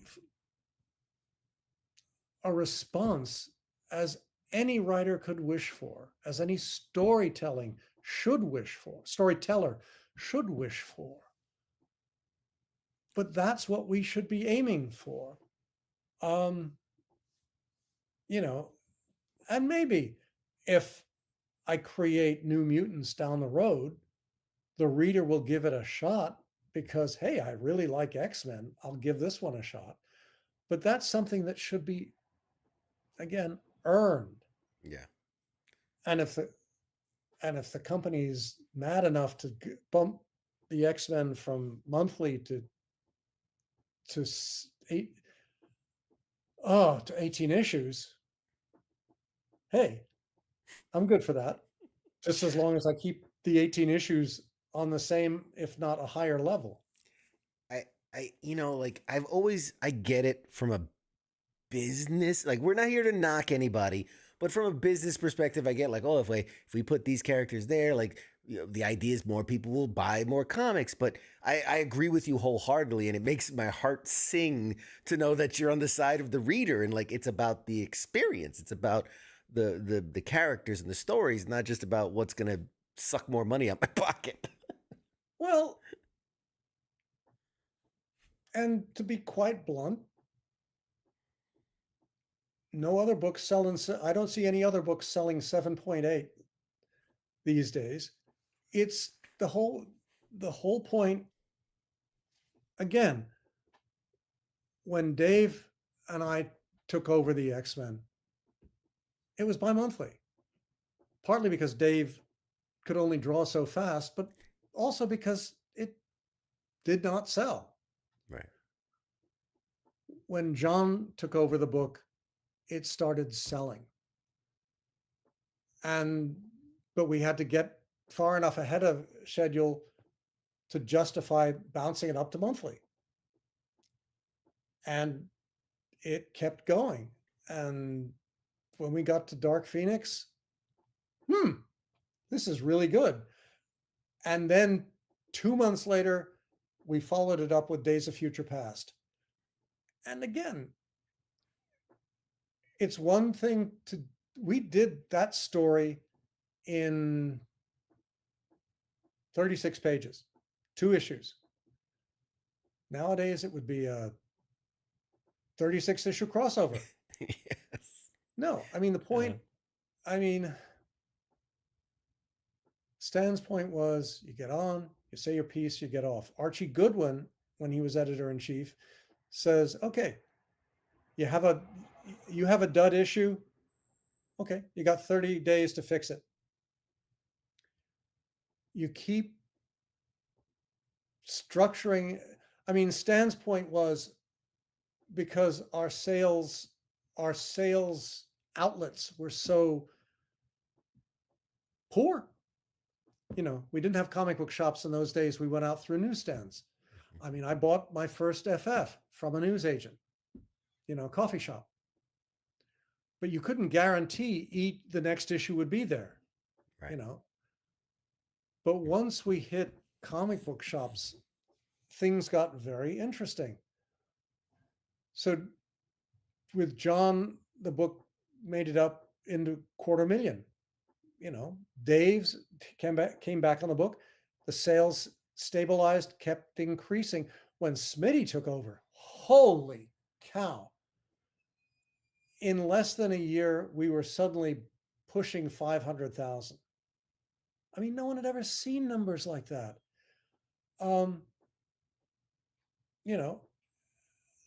The argument, I mean, my point with X-Men 1 was, silly as it sounds, okay, selling 7.8, yeah, that's easy. The challenge is 12 issues later. Maybe we can still sell over 1 million. If we can get away with that, you're changing the whole dynamic, not simply of X-Men, but of the industry. Yeah. I mean, I wasn't shy about it then.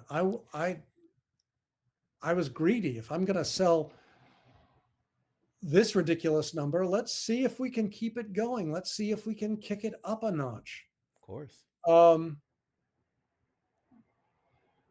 Didn't work out quite the way I thought, but that's the joy of, it's like if you can take off, heck, if you can take off from an aircraft carrier, maybe you can take off a B-15, a B-17 sorry. You can take off an Army bomber from an aircraft carrier. If you can take off vertically, who knows what'll come next? Right. If you can make it to the moon, why not to Mars? That's so true. It's the point is, if you can hit one objective, well, up the ante, see what happens next. Yeah, challenge yourself.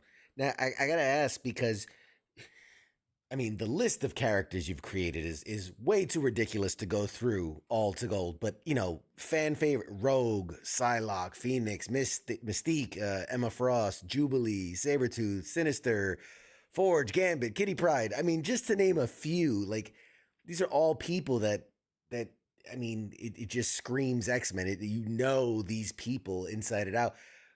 I'm curious how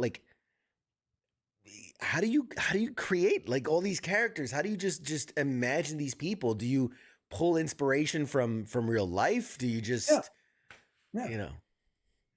Everyone keeps asking me, well, when I started, nobody else was doing interesting women, so I figured, okay, I'll do it. But you steal from the people my mother. There's nothing. Her favorite story was like she would be lying on the cliffs overlooking Beachy Head, catching some rays, and this Messerschmitt just saw her there and decided to come down and say hello, and he strafed it, all the way up the cliff. As my mother was fond of saying, 5 inches one way, 5 inches the other way. Why, Christopher, you would have had a totally different father. And I go, that's certainly one way of looking at it. I have another close friend who's won just about every major writing award in the United States, and used to be every, if Ebola would break out in Africa, she'd grab her mop suit and go see what she could find. My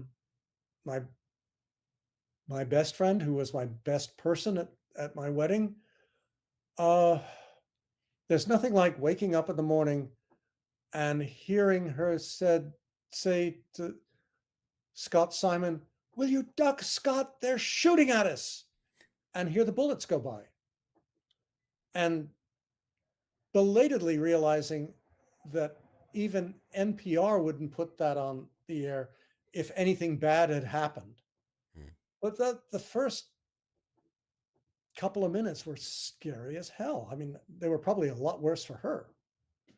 But I know a tremendous number of really strong. My wife, it's like we were flying up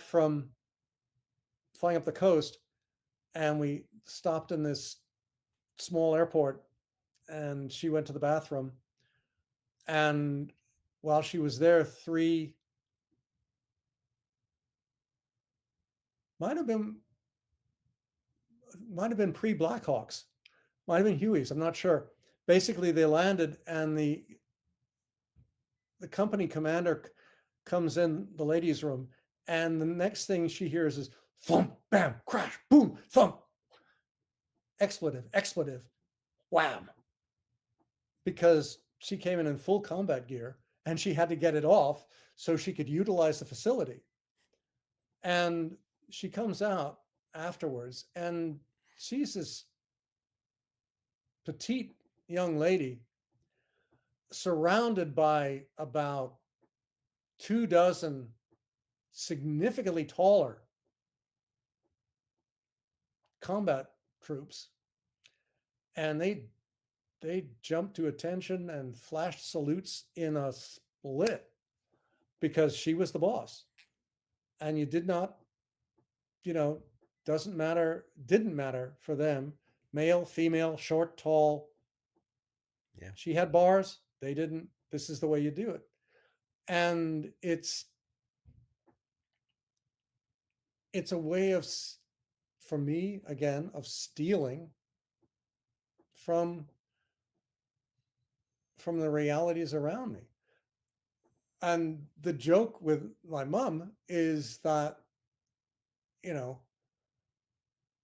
she couldn't get her pilot's license because, well, I came along and then my sister came along. But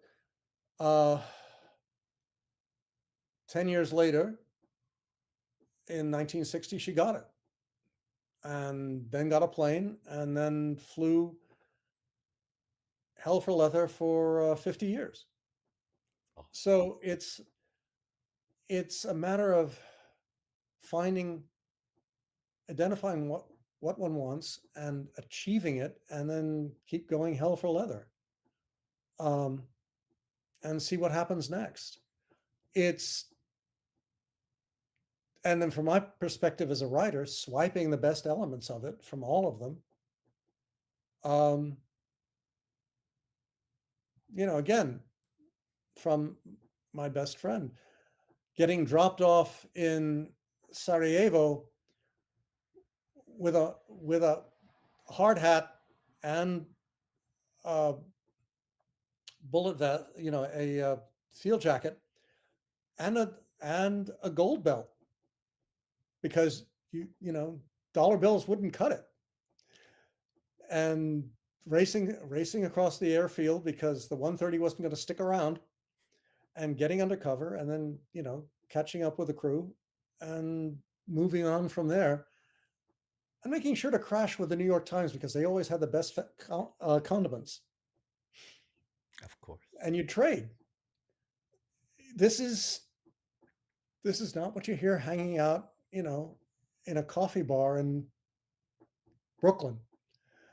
But from a writer's standpoint, it's the stuff you borrow. Yeah, you utilize it for sure. Well, because you morph it along the way, but this is what makes stories fun, is that moment, that aspect, element of truth that gives the twist of reality to a story. Again, for me, and this always gets me into trouble with editors, I find characters in, as I call them, skin suits, superheroes, pretty much boring. I'd much rather have them. Clark Kent is far more interesting than Superman. Because he's real life. Yeah. It'd be nice to know how he feels about being the only member of his culture on this world. And what are he and Lois going to do? How are they going to, if they're in love and they want to get married, what happens next? Where do they go next? Yeah. Well, it's not, you can make jokes, but this is their reality. Right. It's dealing with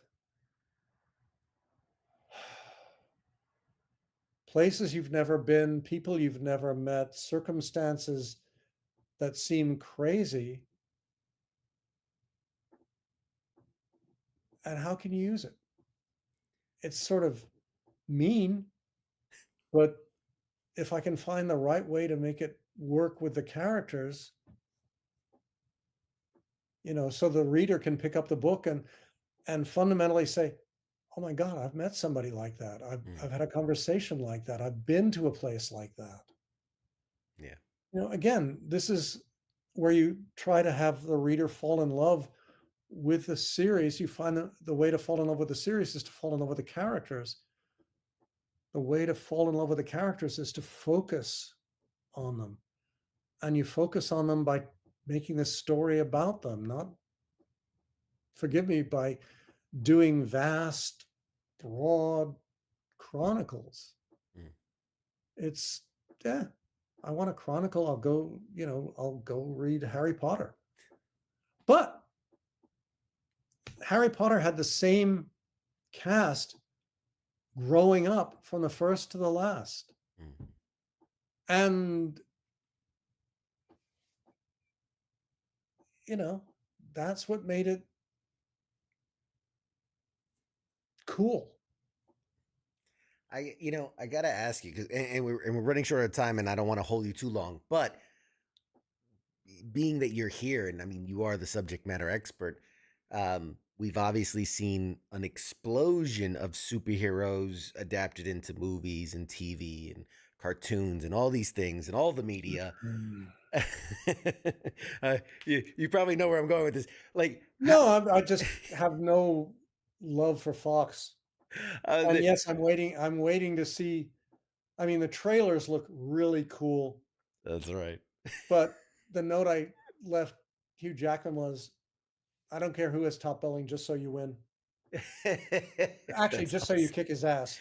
That's awesome. But and that's it. It's your work is arguably among the best, and rightfully so. It's for the picking of movies and TV, and we're gonna Legion, the TV series, obviously Days of Future Past and Wolverine and all these.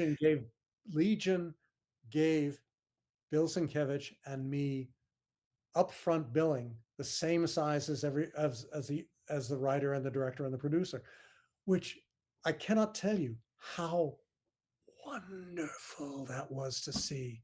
As it should be. And As I it cannot should tell be. you how waiting until the next to last credit at the end of the crawl, at the end of the movie, is so frustrating. Yeah. If it's inspired, if it's based on a character you created, it should be right up there at the top. Hey, it's based on this guy's work, and now here's all the people that brought it to life, in the theater. But if only you owned a movie studio. One day. But why? Maybe you can explain why. For all the good, the Hugh Jackmans, and there's been plenty of good elements to the Fox movies here and there, and obviously in the Marvel Cinematic Universe and things. But why has it been so difficult for people to translate your work? We've had 2 attempts at the Phoenix Saga, and and why has it been so hard for them to get it right? What is it? That's why you're the writer. They don't hire the right writer? There it is. There it is. No, I mean, it's, there are a billion answers for it. The studio that puts up the 9 figures picks the people. In 1988, Stan and I sat down with Jim Cameron for a meeting to pitch X-Men. And I'm thinking, this is great. I have some of the best women characters in comics. Cameron's going to pitch us Catherine Bigelow as the director. This is going to be really, really good. And my thought was, for the first film, I'd just find a way to sit behind the director's chair and take notes throughout the production so I can write a pitch for the second film. Right. And this will be how I get out of New York and go to California, much like Stan. Never realizing that Stan had his own idea. And before we could even say a word, he looks at Cameron and says, "Hey, I hear you like Spider-Man." And no, Cameron didn't like Spider-Man. Cameron loved Spider-Man. And in the space of 5 minutes, Cameron was going to executive produce and produce X-Men. In the space of 5 minutes, it had become, he's going to executive produce, write, and direct Spider-Man. And the X-Men was going drifting away on the smoke. And realizing, I had my dream, Stan had his dream, and he was there first. None of us realizing that in the previous 20 years, Marvel had sold the rights to Spider-Man, to every iteration of Spider-Man. Amazing Spider-Man, Spider-Man Team Up. Imagine the title, Marvel sold it. None of the studios making the connection between the name Spider-Man and the fact they were just buying the same character over and over again. But also realizing it's Cameron, it's Spider-Man, we're all going to make money. Let's not be a-holes about this, except for the last studio, Carolco, which was already 3 steps off the cliff to bankruptcy. And they wouldn't give. They would not yield. They would not. They wanted all the rights. And everybody had a meeting. And by the time they were some ridiculously short number of minutes into it, Cameron just jumped to his feet and yelled, I'm done. I'm out. I'm never doing this effing yada, yada, yada, blah, blah, blah, ever again. Expletive to all you guys, and walked out the door. And so they went from, refusing to yield on anything to having nothing to refuse to yield on. And that was it until, till Sony came along. Right. And so the X-Men went from being produced by Cameron, woohoo, to being produced by Fox, who was, the irony being, of course, that without the first X movie, there may not have been any superhero movies because Fox didn't expect X-Men to make money. Right. And the fact that suddenly they had a $99 million opening weekend blockbuster was like, holy cow. And who would have thought? Well, clearly not Fox, because they were embarrassed by the X-Men. Mhm. They didn't like superhero movies. Were like, ew, we only do proper movies.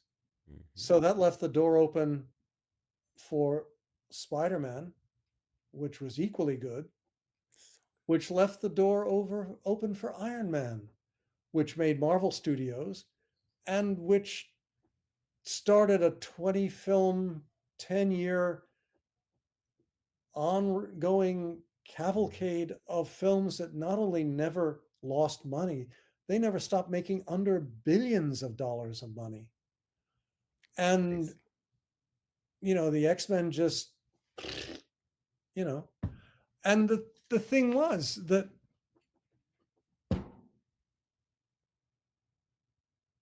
Dark Phoenix woulda, shoulda, coulda. But that'll take another 10 minutes to tell that story. And, it's just, but it's true. Well,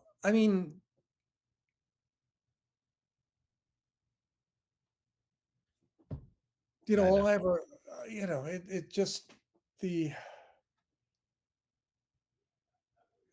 X-Men,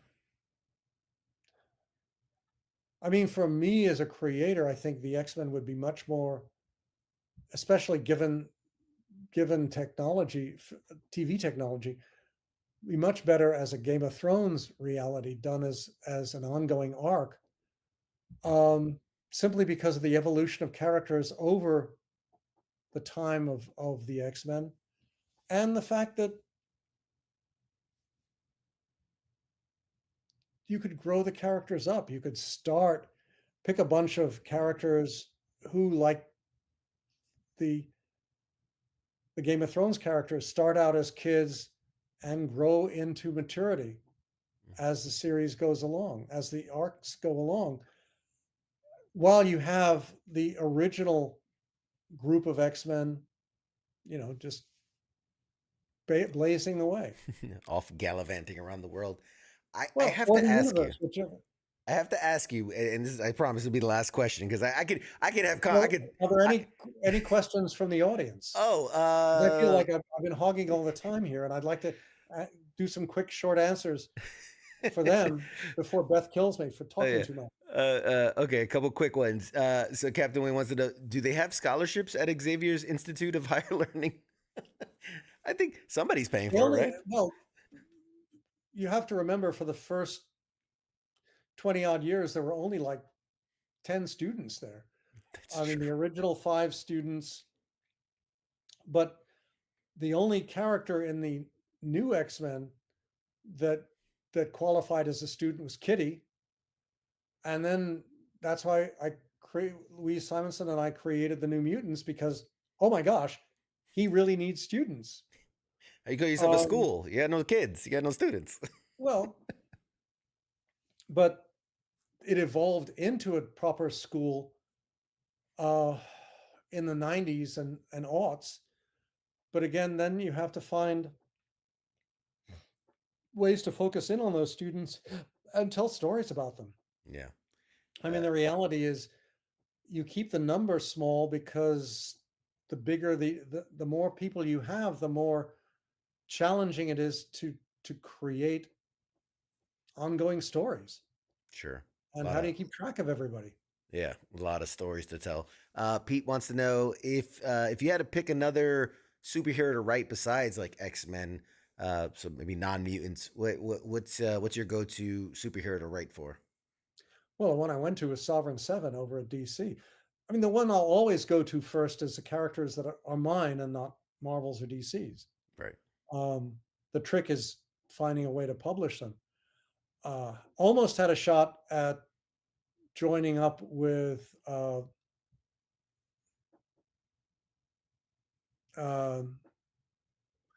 for gosh sakes, Jim Lee's and everybody's outfit after they booted Marvel.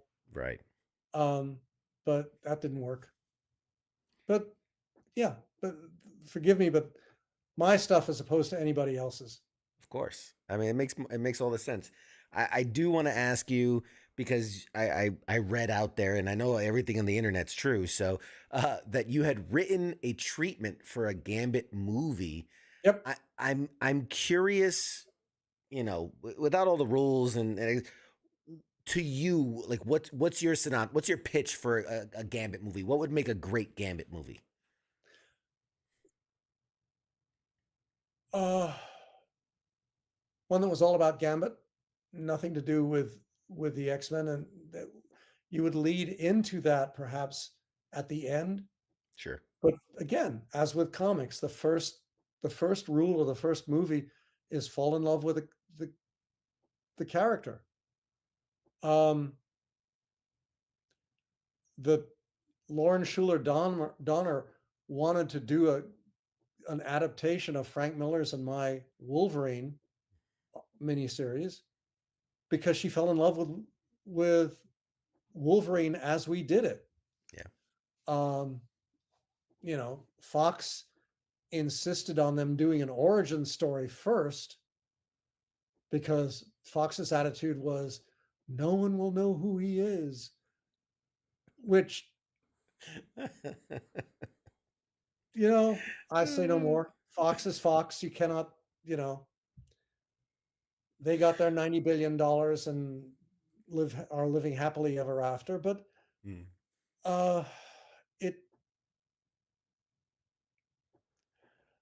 it was the problem with, and yes, I totally accept that the film audience is much, much bigger than the comic book audience. But at this point, we were 2 movies into the X-Men. Yeah. A, they get I'm sure they know what was going on, and B, you can always fill in the grace notes around the side. the trick with the Wolverine, as the first, I guess, 2 acts of the Wolverine showed, because those were the acts that were derived from the story. Right. You could figure it out for yourself. The third act just took it right off the cliff faster than a speeding bullet, and then the next film just threw away the second film. I mean, it was just like, oh, for goodness sake. I love it. I love it. I love hearing it from you.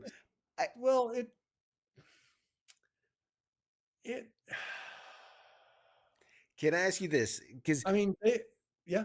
Sorry, we know the MCU. We know X-Men are coming. We know that, right? We've already announced Fantastic Four and the cast and all that. They're gonna bring X-Men into the MCU. I mean, they have to. They're bringing Logan in, and Hugh Jackman, who said he was done with superheroes, right? Apparently has said last year he'd be willing to do Wolverine again if he got, Robert Downey Jr. and Spider-Man right in the film too. At which point you suddenly heard Chris Evans and Robert Downey Jr. suddenly muttering, might be an idea. And people suddenly thinking, yeah, maybe there is that much money in the world. I mean, $1 trillion movie? No. Oh, as opposed to the Avengers 2-parter, which was the $1 trillion 2-part movie? Right, exactly. It's all it takes is the right actors and the right story. If you have the right story, the right script, you can go anywhere and do anything. I mean, but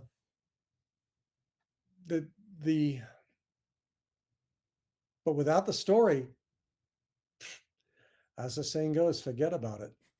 So if and when, because I think it's when, we see the X-Men, the MCU version of the X-Men, where do you lie as far as like, do you want them to adapt any more of your stories, or you're just like, you know what, leave my stuff alone, do something else? No.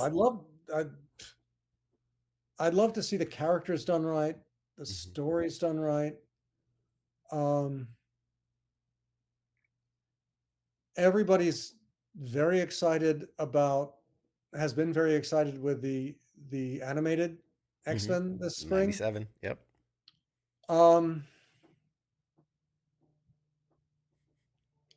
Good for them.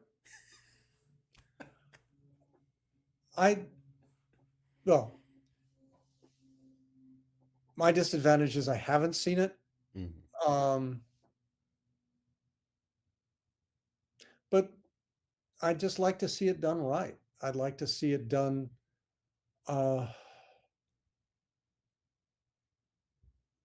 with characters and moments that are worth the investment of 2 hours or 2.5 hours or 3 hours.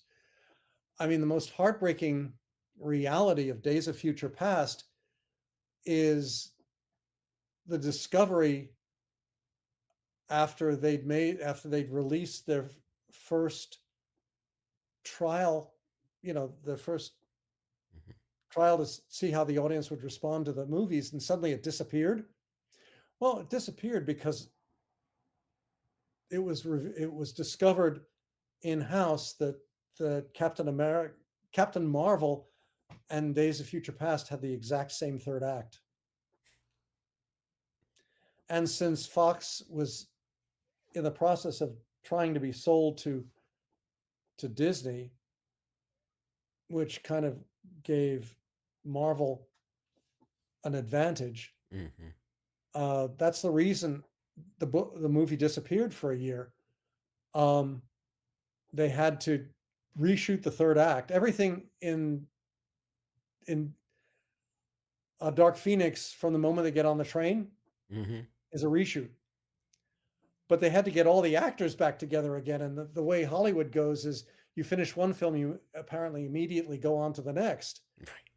And everybody had to adjust their schedules. And,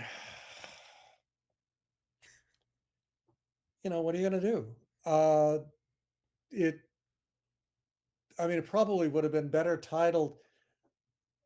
Oh, and they weren't allowed to use, Dark Phoenix was not allowed to use any Phoenix powers, because if you look at Captain Marvel, when she flies up to confront Ronan, and she's floating there in outer space like this, with her hat kind of looming up and over. I'm looking at that at the trailer. When I saw the preview, and thinking, I have to say I've seen that character design before. And so so she can't, they couldn't use any powers. They couldn't use any elements from the film. They can't use any references. The only reference they can use to Dark Phoenix is the title, Dark Phoenix. And so my thought was, wouldn't it be better to just call it Jean Grey Has a Really Bad Day? It would be a lot more honest. But what are you gonna do? Well, Hollywood, baby. Well, yeah, but you also have a cast of extreme quality. So I keep saying there is fair and there is not fair.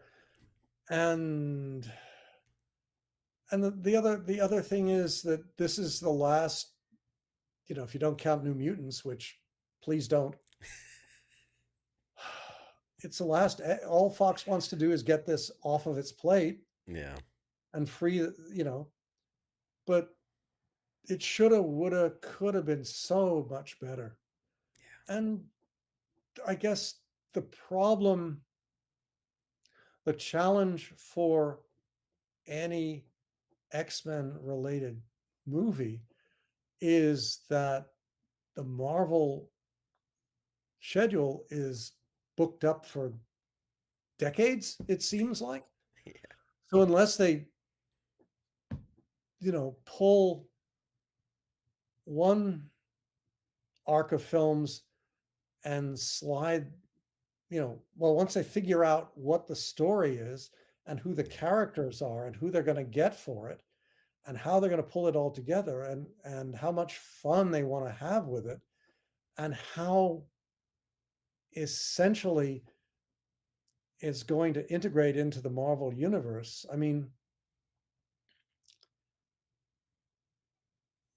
Again, my fantasy about it back in the day was you get to the end of Captain Marvel and you run the credits, and then you get to the end of the credits and Carol Danvers is in her apartment overlooking the back bay and her phone's ringing. Well, you start hearing the phone ringing as you get to the end of the credits.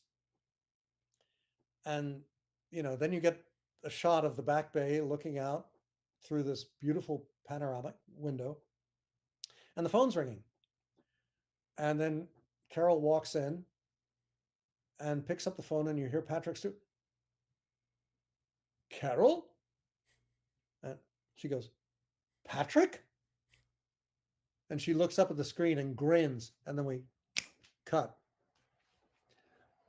Mind you, Captain Marvel went a totally different direction. But who listens to me? What do I know? That's worth money right there. We've kept you on so much longer than we should have, but this has been just the greatest conversation. I truly want to thank you for your time. I hope in the future we can have you back. We can have more philosophical debates and talk about. I'm sure we'll talk about Deadpool and Wolverine and all the other. I think Fantastic Four is coming, so we gotta. Well, I'll tell you next time. I'll tell you my secret ending for Days of Future Past. Oh yeah. Oh, there you go. Stay tuned for the next time. For the film, which would then lead into Apocalypse done right. Of which course. would then lead into Phoenix, which would then lead into Dark Phoenix. Which would then lead into Old Man Logan. I love it. Oh, that actually not Old Man Logan. Logan. Is there well, first, where can people follow you on social media? And is there anything you have upcoming that you want to promote, either work or appearances or anything like that? Let the people know where they can find you. Well, I'm if anybody's in the vicinity of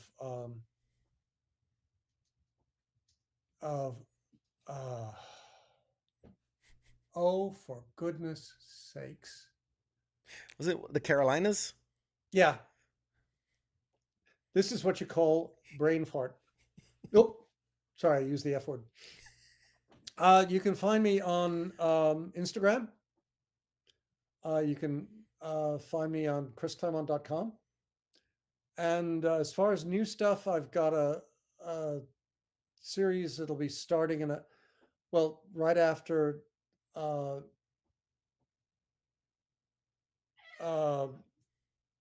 Wolverine Madripoor Nights ends, which is the end of this month. And then the next series starts the very beginning of July. Oh God, we're in June already. Yeah. And this is, if I can ever get this sorted out, is what will come right after that, which is theoretically going to be, let's see, July, August, September, October, or November, just in time for New York Comic Con. Sorry, I'm just going crazy here. And we'll keep on going happily ever after. I mean, it's, I may be stuck in the 80s and 90s, but it's still fun. And see where it goes from here. But thank you all very much for listening. Thank you all very, very much for your service. It means more than any of us can say, even if some of us, and I'm looking in the mirror, can be total jackasses. But that's a totally different discussion altogether. And, the last, holy cow, it has been that long. The last hour and a half has been a lot of fun, even if I do talk way too much. No, I told you my goal was for you to have a good night and have a good time and just wax philosophical with us and have a good time. So everybody in the chat is adoring you. They love you. They're saying thank you. They're saying why you have to leave us on a cliffhanger like that. But hey, you're a comic book writer. That's what you do. Well, but see that but this is where you can all think about what I'm going to say and come join my Instagram. And I mean, I've only got let's see, Sophie Turner is 2 million and change, and let's see, at this little shy of that. She's a blonde. What can you do? I mean, she is the most gorgeous blonde imaginable. But I love it. Like the saying goes, what can you do? Hey, everybody go follow Chris. I mean, my God. I'm 18.4 kilos.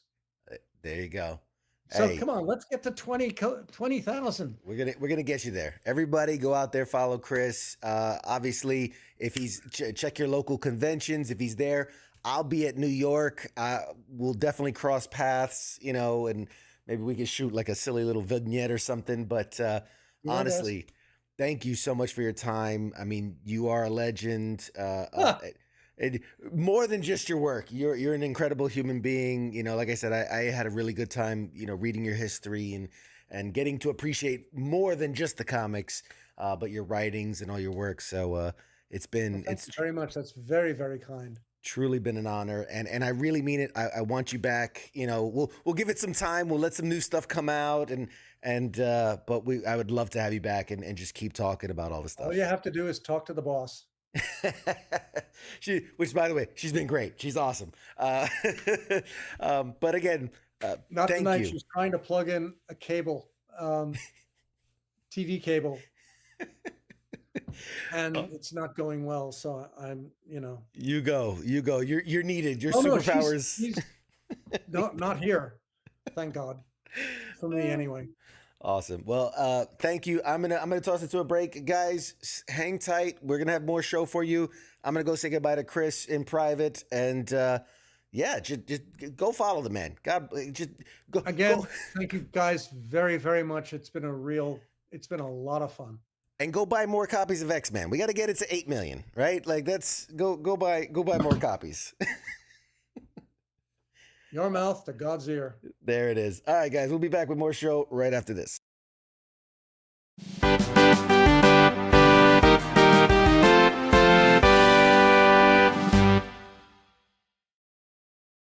You're listening to the sounds of WTF Nation Radio.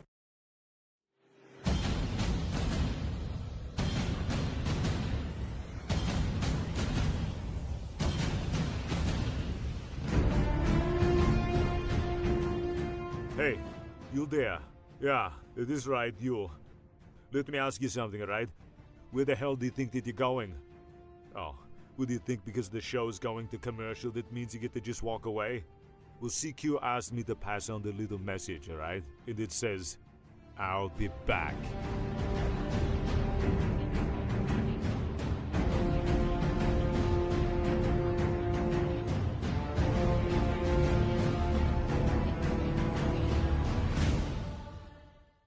After all I've done, do you love me now? Do you love me now? After all I've said, running through your head, do you love me now? Do you love me now?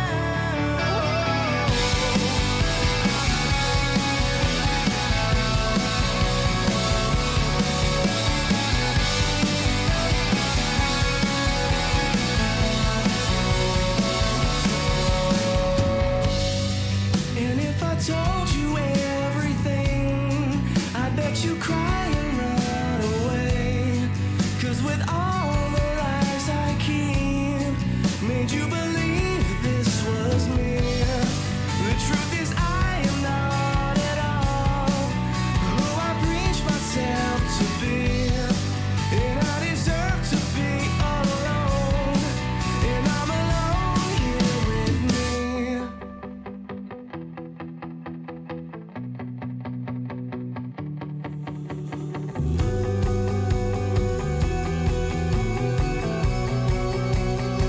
And after all I've done, do you love me now? Do you love me now? After all I've said, running through your head, do you love me now? Do you love me now?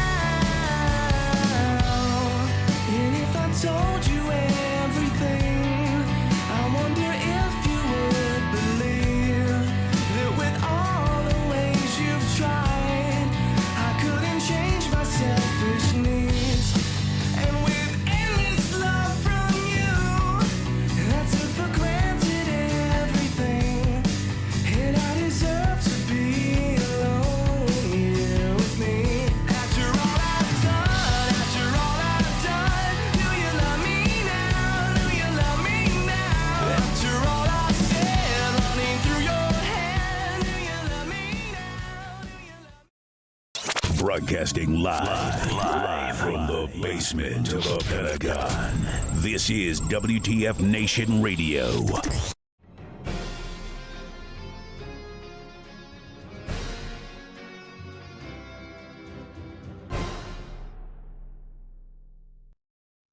Hey, everybody. Welcome back. Let's bring in Angry Elf. Hey. Whoa. Oh man, we need smoother intros. You and Mad might kill me with Jesus Christ. All right. Anyway, Wait, you want me to do my best, Mad Mike? sure. Hello. Hey, Hello. hey, yeah, I'm here. What do you want? Uh, Dude, how awesome was Chris fucking Claremont? you know, one thought occurred to me. He is more Professor Xavier than anybody else. Like, think about it. He has done more for the X-Men than anybody else. He is Charles Xavier. I mean, it's hard to argue that. He's done more good and more bad to the X-Men. Oh yeah. He's Um, tortured them more than yeah. yeah, Or you know, he may not be Charles Xavier. He may be more Eric Magneto, Magnuson. Yeah, Magneto. Magnus. Magnus. Whatever name I he goes by this week. dude, I absolutely adore him. I think he's awesome. He- I met him at I think it was Richmond Comic Con, okay. and dude, the show was closed. It was closed. It was empty, and there was like a handful of people that were just kind of hanging around, just chit chatting. Chris was one of them, and I think he was talking to some artists. And I walked up to him and I was like, "Hey man, I don't want to bother you, but big fan, loved your work, and I just want to say how much it means to me." And he's like, "Oh," and he just started talking to me, and I was wearing like the W.T.F Nation radio stuff. He's like, "What are you doing?" And I said, "Oh well, I'm with this. I'm a nerd with this radio." And he's like, "Oh, that's cool, man." And we had a great conversation. He talked about his military connection and his thoughts on things, and he was asking me questions, and I was like, "Hey, man, would you ever want to come on the show and just shoot the shit about like?" He's like, "Here's my email." Like, or here's my, here's my handler, here's my agent. but he's like, "Yeah, tell her I said I want to do this." And it's so funny. And I think I told you the story and somebody else that when I first emailed her, she was very nice, very responsive. And she goes, Chris doesn't really do interviews. And I'm like, "But he gave me your email for a reason." And I think maybe he does that. And like, it's her job to like, thank you, but no. And so she's like, "Yeah, he doesn't. I just want you to know he doesn't really do interviews." And I was like, "Well, can you just ask?" And then she comes back later and she's like, "Oh, yeah, no, he really wants to do this one." And then we were trying to work out a date. And she goes, "When do you usually do the interviews?" And I said, "Well, they're usually 9 p.m. on Tuesday nights." And she goes, "Oof." She goes, "He's usually in bed by 8." And like she goes, you're already pushing it with the interview as it is." And she's like, "There's no way he's gonna want to do it." And I said, "Okay, no, that's fine." I said, "It happens, if we're dealing with busy people, we'll pre-record it and then we'll air it during the live show." And she goes, "Okay, I'll talk with him." And she comes back, she goes, "Well, I was wrong again. He wants to do it live." And I was like, "What?" And but yeah, man, what a cool dude. Just a cool dude. And I love the fact that like every question that I brought that came from a place of like, as a comic book reader, this frustrated me, right? As a comic book appreciator going to the movies, this frustrated me. He was right there with us every time.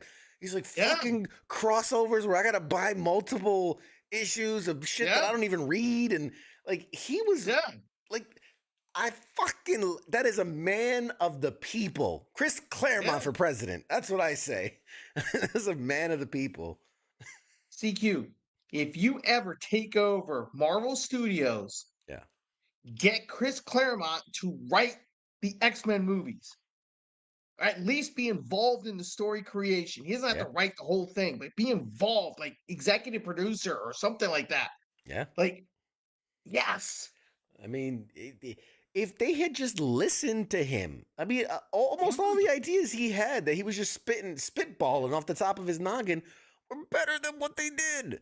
Like, freaking listen to the guy. Like, he wrote like 90% of the X universe. or at least set the stories up that spawn up. Again, I go back to my previous statement. He's more Professor Xavier than most other people. Yeah, like Kevin Wayne says, Claremont is a real mutant. Him and Keith Richards. Yeah. But alrighty. Well, I've kept you all up way later than usual. I felt bad because I didn't want to keep him long, but at the same time he seemed like he was enjoying himself and he was just telling his story. And I'm like, I'm like, man, I'll let you riff. Just go for it. Just do it. Let it all out. Preach. Preach to the choir. Oh man. What a good dude, man. I really enjoyed that. And hopefully we'll have him back in the future. And I can tell him how right I was about X-Men and how I knew the Marvel universe better than he did, and all that stuff. All that stuff we'll do. We'll talk about that later. But all right, everybody, real quick, you know the drill. Here at WTF Nation Radio, we have tons of programming throughout the week, starting with Sunday nights, the sports bar, where sports balls and all those things happen. Mondays, the Monday edition. That's your news, commentary, and discussion about what's going on in the world. Pay attention. Shit's happening. You should know about it. Tuesdays, right here with us on Pop Culture Warrior. If not Mad Mike, then our atypical Angry Elf is here in relief. So super atypical, neurodivergent and all, but he's here hanging out with us. Wednesday nights, the Smoke Pit. That's all you lower enlisted. You know who you are. That's for you smoking and joking fools. Thursdays is Sergeant's Time, and that's all for you big army. That's all for you people with the chevrons and whatnots. You get that show. Friday nights is Friday Night Freedom. That's our jack of all trades. That's our Swiss Army knife show. That's where everything goes down. That's where you never know what could go down. And not listed here, but one day we've got to update this graphic. Saturday nights has weekend co-ops. If you want to just chill place to hang out, watch somebody play some video games and talk shit, then that's your spot with Nemo. And honorable mention, it's not an official WTF Nation Radio show, but it is part of the family because it's within the confines of Pop Culture Warrior. Check out FTX this Friday. We're going to be playing games. We're going to be playing games and shit. We're going to be drinking. We're going to be shooting the shit, playing games and drinking. What else? What more can you ask for? Honestly, what more can you ask for? And if nothing else, check out the new studio. The new studio is phenomenal. And honestly, my goal, my future state. Oh yeah. Sorry, Billy. He said the YouTube version that's in vertical. I'm working on it. That's one of the things I need to work on. The vertical version doesn't get all the graphics and things like that. Yes, fair point, true. I'm working on it. Okay, I can only do one thing at a time. I've already destroyed my desk and my monitor setup and my cameras and my other part of my studio. I can only fix one thing at a time. I'm getting to it. But as I was saying, future state, end goal for FTX is to set it up in a way that someone could participate virtually. So like you, Angry Elf, we could bring you up on a monitor and you'll be there and you'll get the same view that we have. And then maybe like on your roll, somebody would roll for you, but you would make the decisions for your character. We'll play. It'll have to be the right game, right? Because it's hard if you have like cards that are private. It's a little more difficult. But on games where it's like your character needs to decide to go left, go right, you can do that, and we'll control the character for you. But like that's the goal, is to eventually make it interactive. Maybe even like have live voting. So like, should we go left or should we go right, and have like the audience decide and kind of move the story along. So there's some cool stuff that I'm working out. That's the technology's there and the setup's there, and like I said, once we have the table and the chairs and everything, like I've got a 10-year plan. I got a 10-year plan. You're creating for your this. danger room. That's right. It is. Oh, baby, it's gonna be dangerous. It's gonna be real dangerous. It's already dangerous. What game are you playing Friday? What game are you playing this Friday? That's a great question. I'm 50-50, honestly, on if we're gonna play something new, because I have this like Back to the Future game that I've been dying to play, but I haven't played it yet. Or 50-50 on that, or doing something that we're comfortable with and we know, only because it's the new studio, it's the new setup. I worry, trying to figure all the new stuff out plus figure out a new game at the same time could be too much. So it might be easier to play a game that we know and we're comfortable with while we're testing out the new studio, and then maybe saving the next time to dive into a new game. So I don't know. We're figuring it out. So you're gonna play Go Fish on Friday. Got it. Yes. But basically, much like any other Pop Culture Warrior show, we'll fucking figure it out as we go. Like we're building this bitch as we fly it. You know what I mean? Yeah. I'm already up in the air. I'm wearing a parachute. Fuck it. Let's go. It is what it is. Fuck it. Billy wants to know, are you mainly in card games? How about Warhammer 40K? Here's the thing. I've dabbled in like those big, not necessarily Warhammer 40K, but like I had a buddy of mine who's really big into like almost like military simulations where like you had the tanks and the soldiers and like you had a battlefield and you'd put up houses and like there was rules about like, you can engage from this many inches away and like, and you had this field of view and all these different things.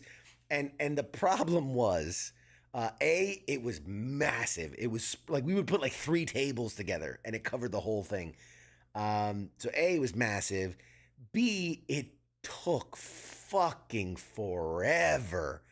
I mean, I don't even think we'd ever finish a campaign. Like we'd start at like 6 p.m. and finish at like 1 a.m. and we're not even done. And so I don't think that necessarily works well to streaming. Somebody asked, what does FTX stand for? FTX, Friday Night Tabletop Exercise. Which wrong. Field training exercise. Our FTX stands for Friday Night Tabletop Exercise, which is a great name given to us by one of our awesome fans and viewers. I like that name. That's a great name. It works perfectly. And when you see the graphics that I have, I'm so excited. And when I tell you this is not it is an offshoot of Pop Culture Warrior, but like own studio, own music, own graphics, own setup, live people here, some people some people you don't, and it's a lot of fun, man. It's the graphics. Did you share it on Patreon? Is that what you're talking about? Yes and no. So there's the logo. The logo's done. Right. The logo's done. It's been decided, but there are some animated graphics that you will see of the logo in action, basically. And it's very cool, man. I went all out. I'm not gonna lie. I went all out. Lights. T-shirts? Huh? Was that? T-shirts? T-shirt. You know what? I like the logo so much that I think I might actually make some merch for it. Like I like the logo the logo came out so good that I might make some merch for it. Let me see. I think I can share real quick before we call it a night. You make some T-shirts. Let me know. I'll throw some cash down. Ooh, hey, what do you want in return for that cash? A T-shirt. Oh, well, never mind then. Unless you're offering something else, and then we can work something out. I mean, we can figure something out. Let me see. Did I save it on this computer? I don't know if I did. Oh, yep, there it is. All right, so there's this one. Whoa, no! I just covered the whole screen. Whoops. Hang on. I'm doing this on the fly. Break it. There you go. That's hi. That's the this is terrible workmanship, guys, of me. Producer, you suck at this. But that's the FTX logo. Obviously, the T, it looks like a table, and it's a die, and it's some guns, it's some bang bangs, and yeah, it's pretty dope. I like it. It came out great. Looks a little like the FX logo, Yeah. but yeah, that's okay. Hopefully, we don't get sued. You're not gonna get I'm sued. sure They it'll don't be exist fine. anymore. That's true. That is true. They aren't there. I mean, well, they got rolled up into Disney. Yeah, Yeah. Bob Iger is going to be pounding on your door here in about an hour. Yeah. All right. Anywho's, guys, thank you so much for tuning in as always. Let me know, what do you think of the. It's a work in progress. It's a work in progress. It's gonna look different next week.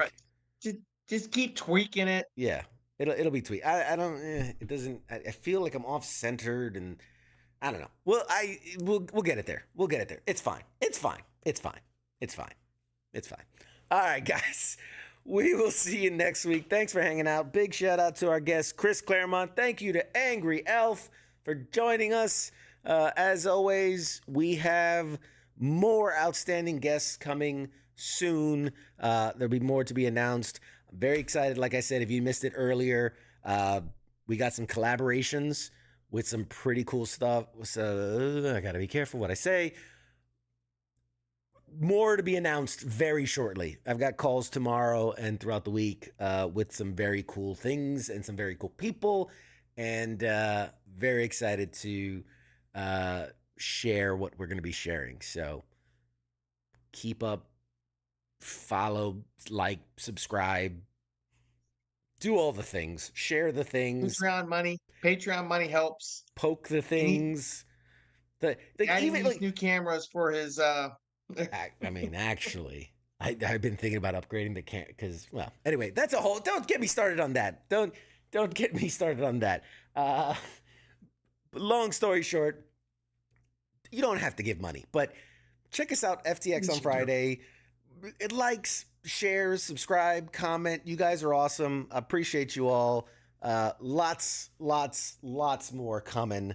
I owe Billy a gift or a fucking package. I still haven't sent that out yet. Literally, you don't see it, but off camera, it's a mess. It's a pile of things that as I've been redoing the whole this side of the studio and that side of the studio. It's a mess. But alrighty, guys. I can only imagine. You've seen pictures. You know what it looks like. It's a fuck. Is it not a mess? It's a goddamn mess. It's a mess. It's a mess. Oh man. But well, movie magic. Bring. All right, guys. Thanks so much. We'll see you next week. Shots. Hasta luego, mi amigos. All right.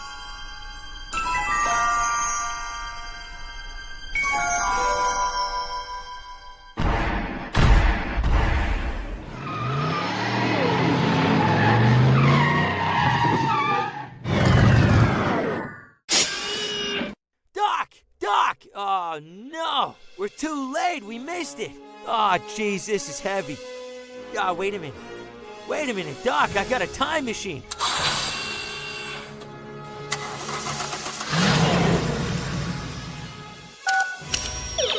I'm just gonna punch in the coordinates. Pop Culture Warrior, Tuesday night, 8 p.m. Eastern Standard Time on W.T.F. Nation Radio. Now crank this bad boy up to 88 miles per hour.